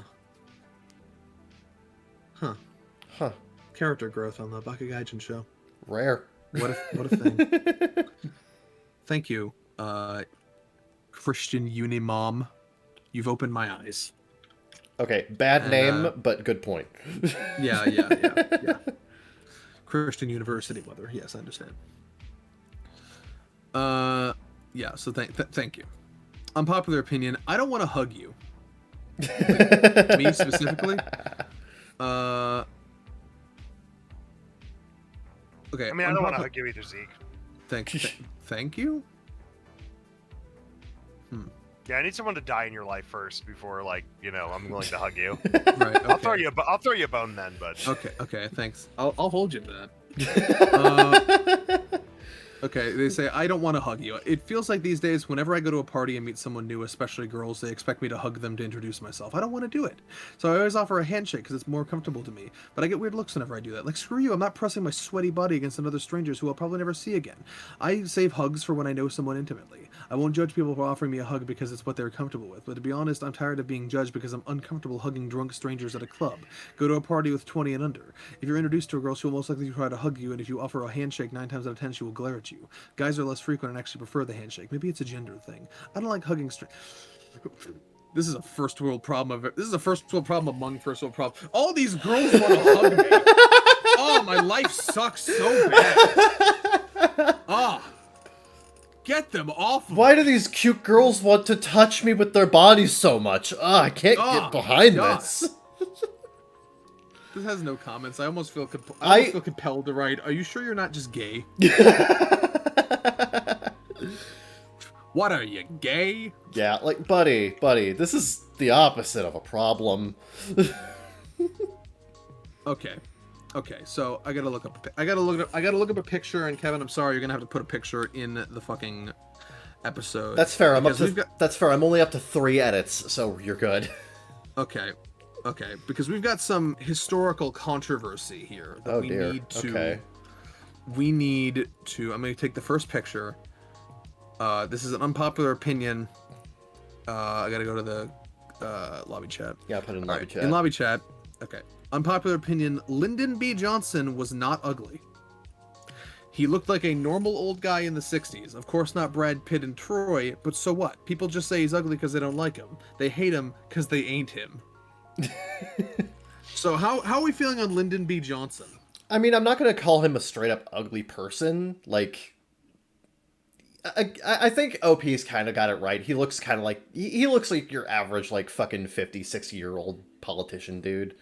Yeah, he looks a lot like Kevin Spacey's character in the show he was in, the Netflix one. Yeah, maybe people just don't like the wrinkle that goes like down his nose and around his mouth or his fucking nose or something. I don't fucking know.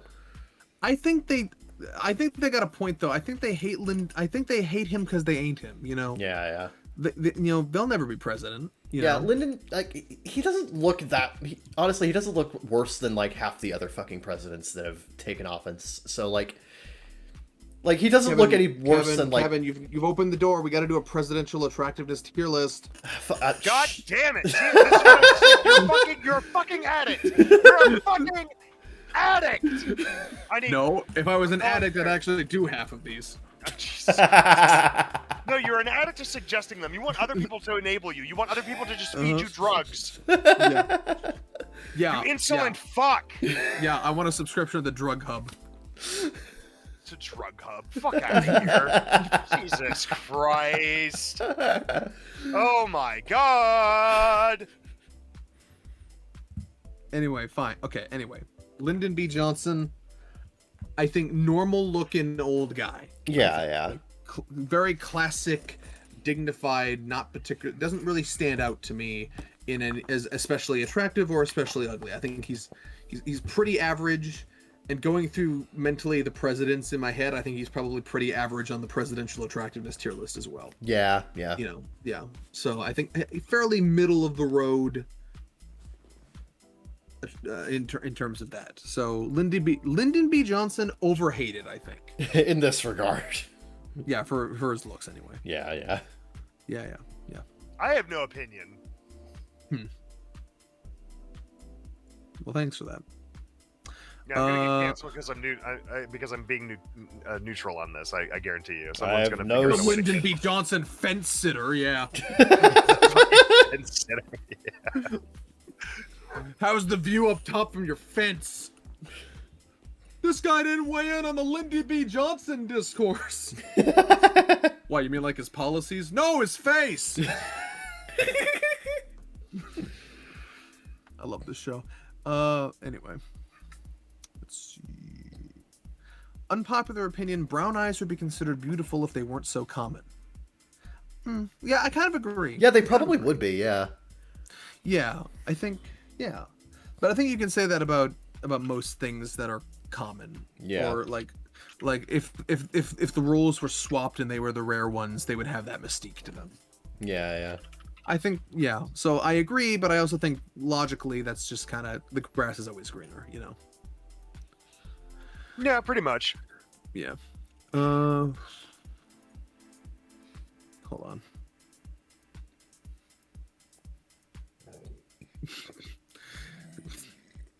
Okay, this is stupid, but I feel like reading it anyway. But I feel like I need to read this in the voice I would ascribe to the person saying it. Okay.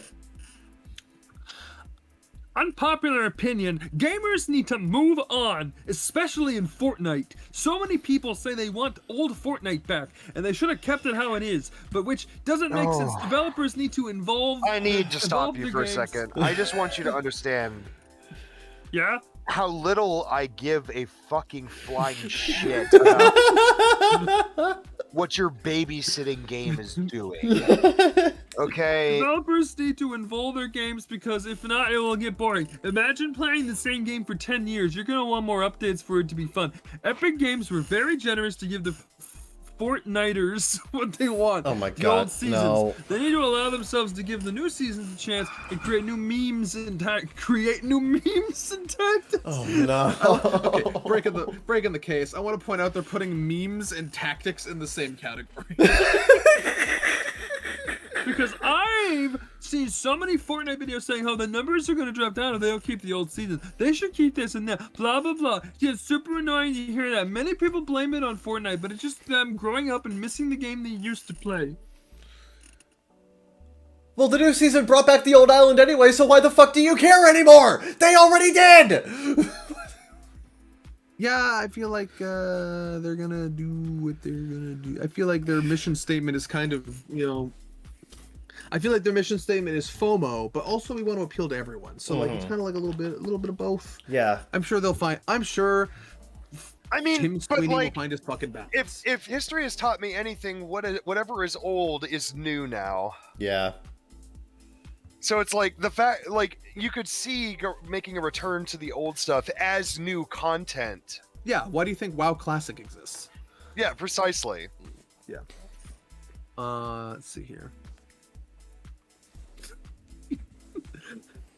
Given, I think we might have found the one guy who says music sucks. Oh no. Unpopular opinion: most music is just someone's shitty opinion set to a lyrical tone. Do you understand what the concept of music is? Like specifically lyric music. Like it is an These outlet. damn musicians for always choosing- fucking. These damn musicians always expressing ideas. Losers. Yeah, precisely. Like, what would you want music to be? I need OP to understand. This is like saying most books are just opinions printed on paper. Yeah. It's like I like how this guy is like, all it is some guy expressing an opinion, and I'm like, you mean like what you're doing right now? This is, yeah, same tier of most games are just people press. Most games are just things where you press buttons. congratulations, sir. You have found the point. You broke music down to its bare essentials.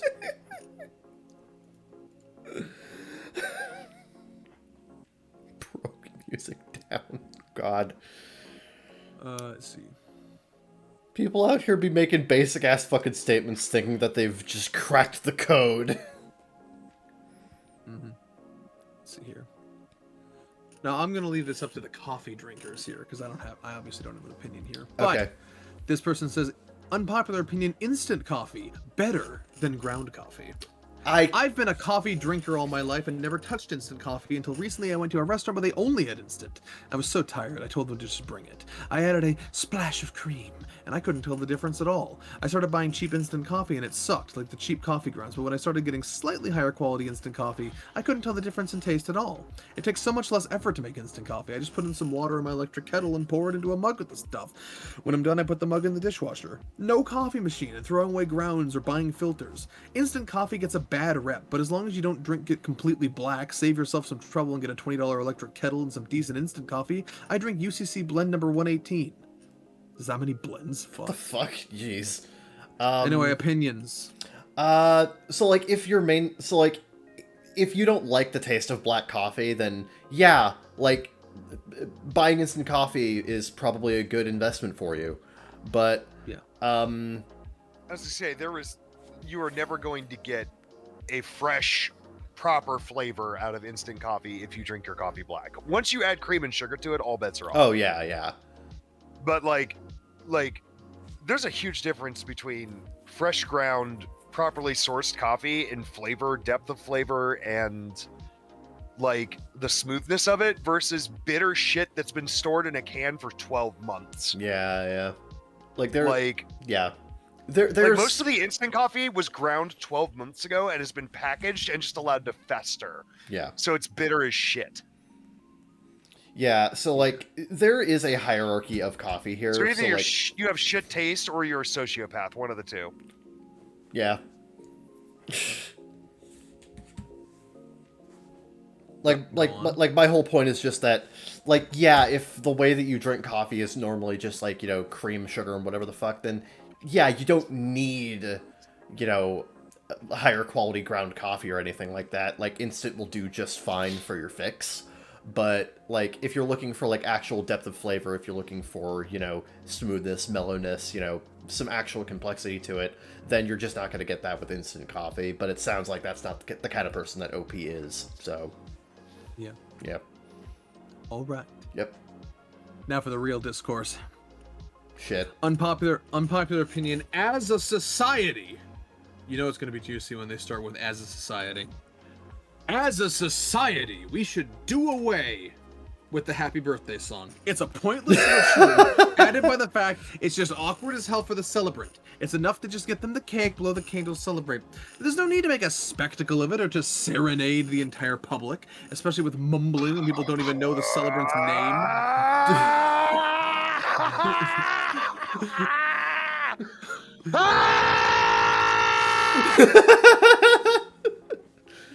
Did somebody not sing OP sick happy birthday? Tired of these motherfuckers removing all fun from the universe. Stop! I really like Top Fucking Comment. Stop! I really like Top Comment. Let us have our stupid rituals. I love Top Comment. You can choose not to participate without regulating other people's lives. And I'm like, I feel like that response could go to so many things. So many things. God, I hate these fucking Like my cousin people. said to me, he says that he thinks the number one problem with the world today is that nobody knows how to just shrug and roll their eyes when people say shit they don't like or do something they don't like. You can choose. Everybody has to turn a small infraction into a fucking spectacle or try to mandate society conform to their particular tastes. You can choose not to participate without regulating other people's lives. Yes, indeed. Yeah. Also, happy birthday. Also, happy birthday. Yeah. Yeah. Do you know the Happy Birthday song, I believe for a time was owned by the Michael Jackson estate, which is bizarre and somewhat frightening. Yeah, it was, yeah. Crazy. I remember seeing in what was it, the Batman Begins when they sing it to Bruce Wayne. In the credits it said owned by Michael Jackson, and I was like, what the fuck? You didn't make that, Michael, did you? Did Michael Jackson invent birthdays? Follow the trail. How far deep does the rabbit hole go? Let's see here.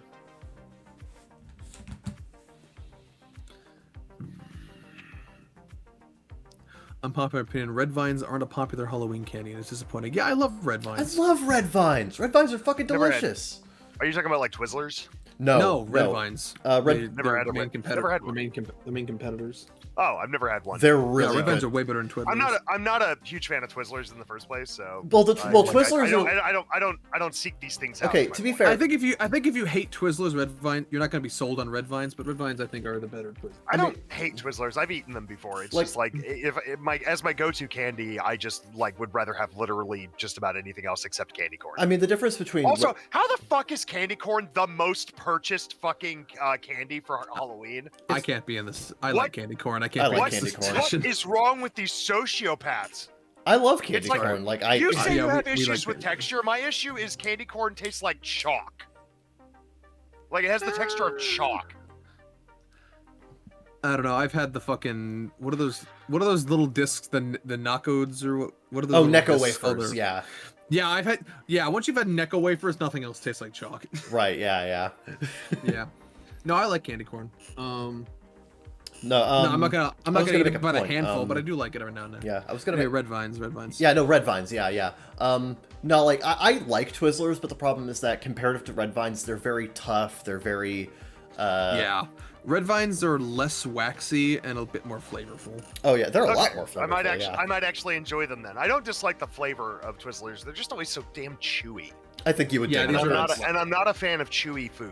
Of like Yeah, really these chewy food. these are less waxy. Yeah. It's yeah. Red vines are good. They're also easier. Except taffy. I love saltwater taffy. Oh yeah, fuck 'cause yeah. also red vines are a bit bigger, so they're easier to do what I always like to do, which is bite the ends off and use them as a straw. Yeah, I love doing that. That shit's fun. Yeah. Yeah. You know what else? Who else makes good licorice? What the fuck is it called? Wally Wallabies or whatever. Wendy Wallabies, the ones with the kangaroo on them. Yeah, I think. Yeah. I know the ones you're talking about. I don't know Wily the name Wallabies offhand. or something. Yeah. Hold on, I'm gonna look that up actually because I need to give people the accurate information. Yes. Wily Wallaby gourmet licorice. Yeah, that shit. I like how it's called gourmet licorice, but I can find it at Dollar Tree. Yeah. But no, it's a really soft and good chewy licorice. Yeah, Wily Wallaby. Yeah, the second my mom introduced me to red vines, I was like, oh, I cannot go back to Twizzlers now. Yeah, like I'll eat Twizzlers if they're put in front of me, but I Yeah. definitely prefer red vines and Wily Wallaby. Definitely. Which are also more frequently found at Dollar Trees and other cheaper places. Which All is right, so weird. this speed round is slowing down though, so let's get off this topic and move on. I'm just saying that for whatever reason, Your opinion has Licor- been noted, documented. Let's move on. licorice is one of the few things that's better at cheaper stores. Oh yeah. Anyway, I despise licorice. You'll never get me to try it again. I tried when I was in Germany last year. A German friend of mine brought. Oh no, he's not German. He's Swedish. Swiss Story Corner. If you're listening, I'm sorry. I forgot where you're from. Your English is really good though.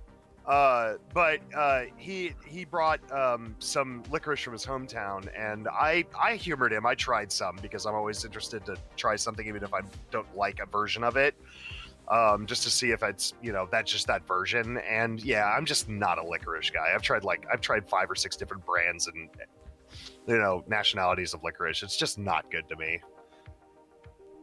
It's like it kind of reminds me of like if you added mint to road tar and then ate it. That's kind of where it's at for me. Curious, I guess. I'm a lover of licorice. I'm a licorice lover. Yep. Well, I know exactly where when I buy a box of Juji fruits, you get all the licorice ones, my friend. Thank you. I will bag them for you. Thank you.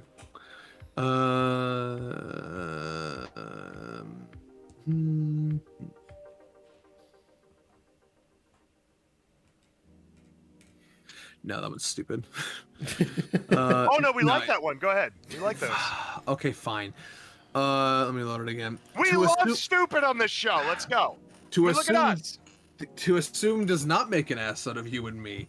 There a whole other word for an inference, an insufficient information presumed to assume. By definition, suppose something is true without proof. Presumptions are to suppose Fucking something semantics, is true ass based bitch. entirely on probability. Assumptions are necessary. Someone They are seems like they're reasonably trying to acquired. justify the fact that they assume everything about everyone at all times. Yeah.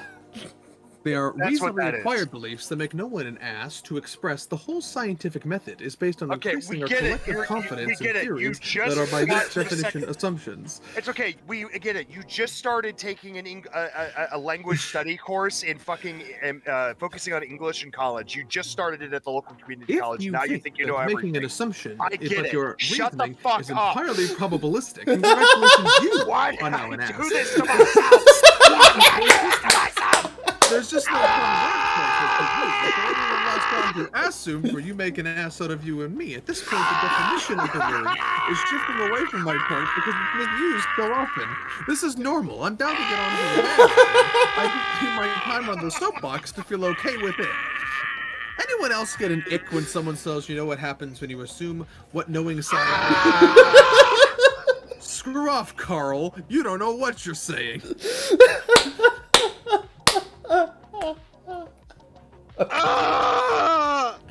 How do you feel about that one, Mike? It's probably my new favorite genre of unpopular opinions. Losing my first girlfriend to a car accident was less painful. Jesus Christ. Jiminy Cricket, my guy. It's a proverb. It's not meant to cover every single scenario, and Yeah. I think you know that. Yeah. Holy fuck! What the shit? And with that, I think we're done. I think we're good. Thank you for listening to the Bakagaijin show. If you want to support more of Sheridan's suffering, I'm trying to do an outro here. I'm trying to do an outro here. If you'd like to support Sheridan's continued suffering, please subscribe for more. Send an email to bakagaijinshow@gmail.com. Join our official Discord server, link in the description, and follow us all on Twitter @ZFreak, @CTramander_K, and @SeridanSedramore. We will see you next time. Freak out. Ciao, ciao for now. They tell me that I'm never gonna make it. They want me to do something that could make sense. They hate when I keep dreaming I'll be famous, but I don't give a fuck, I'ma keep chasing. I got all this potential that's deep inside of me, but they hate when you're successful cause they try to be. They sit there being judgmental because you're trying things, and they just want you to settle and do the right thing. So get a good job, don't slack off. Wake up every morning, make a good impression on your boss. Don't do anything that I wouldn't do, and when you're making money, make sure you don't spend it too soon. Fuck that, I'll do what I wanna do. I got a different path from everyone, and that includes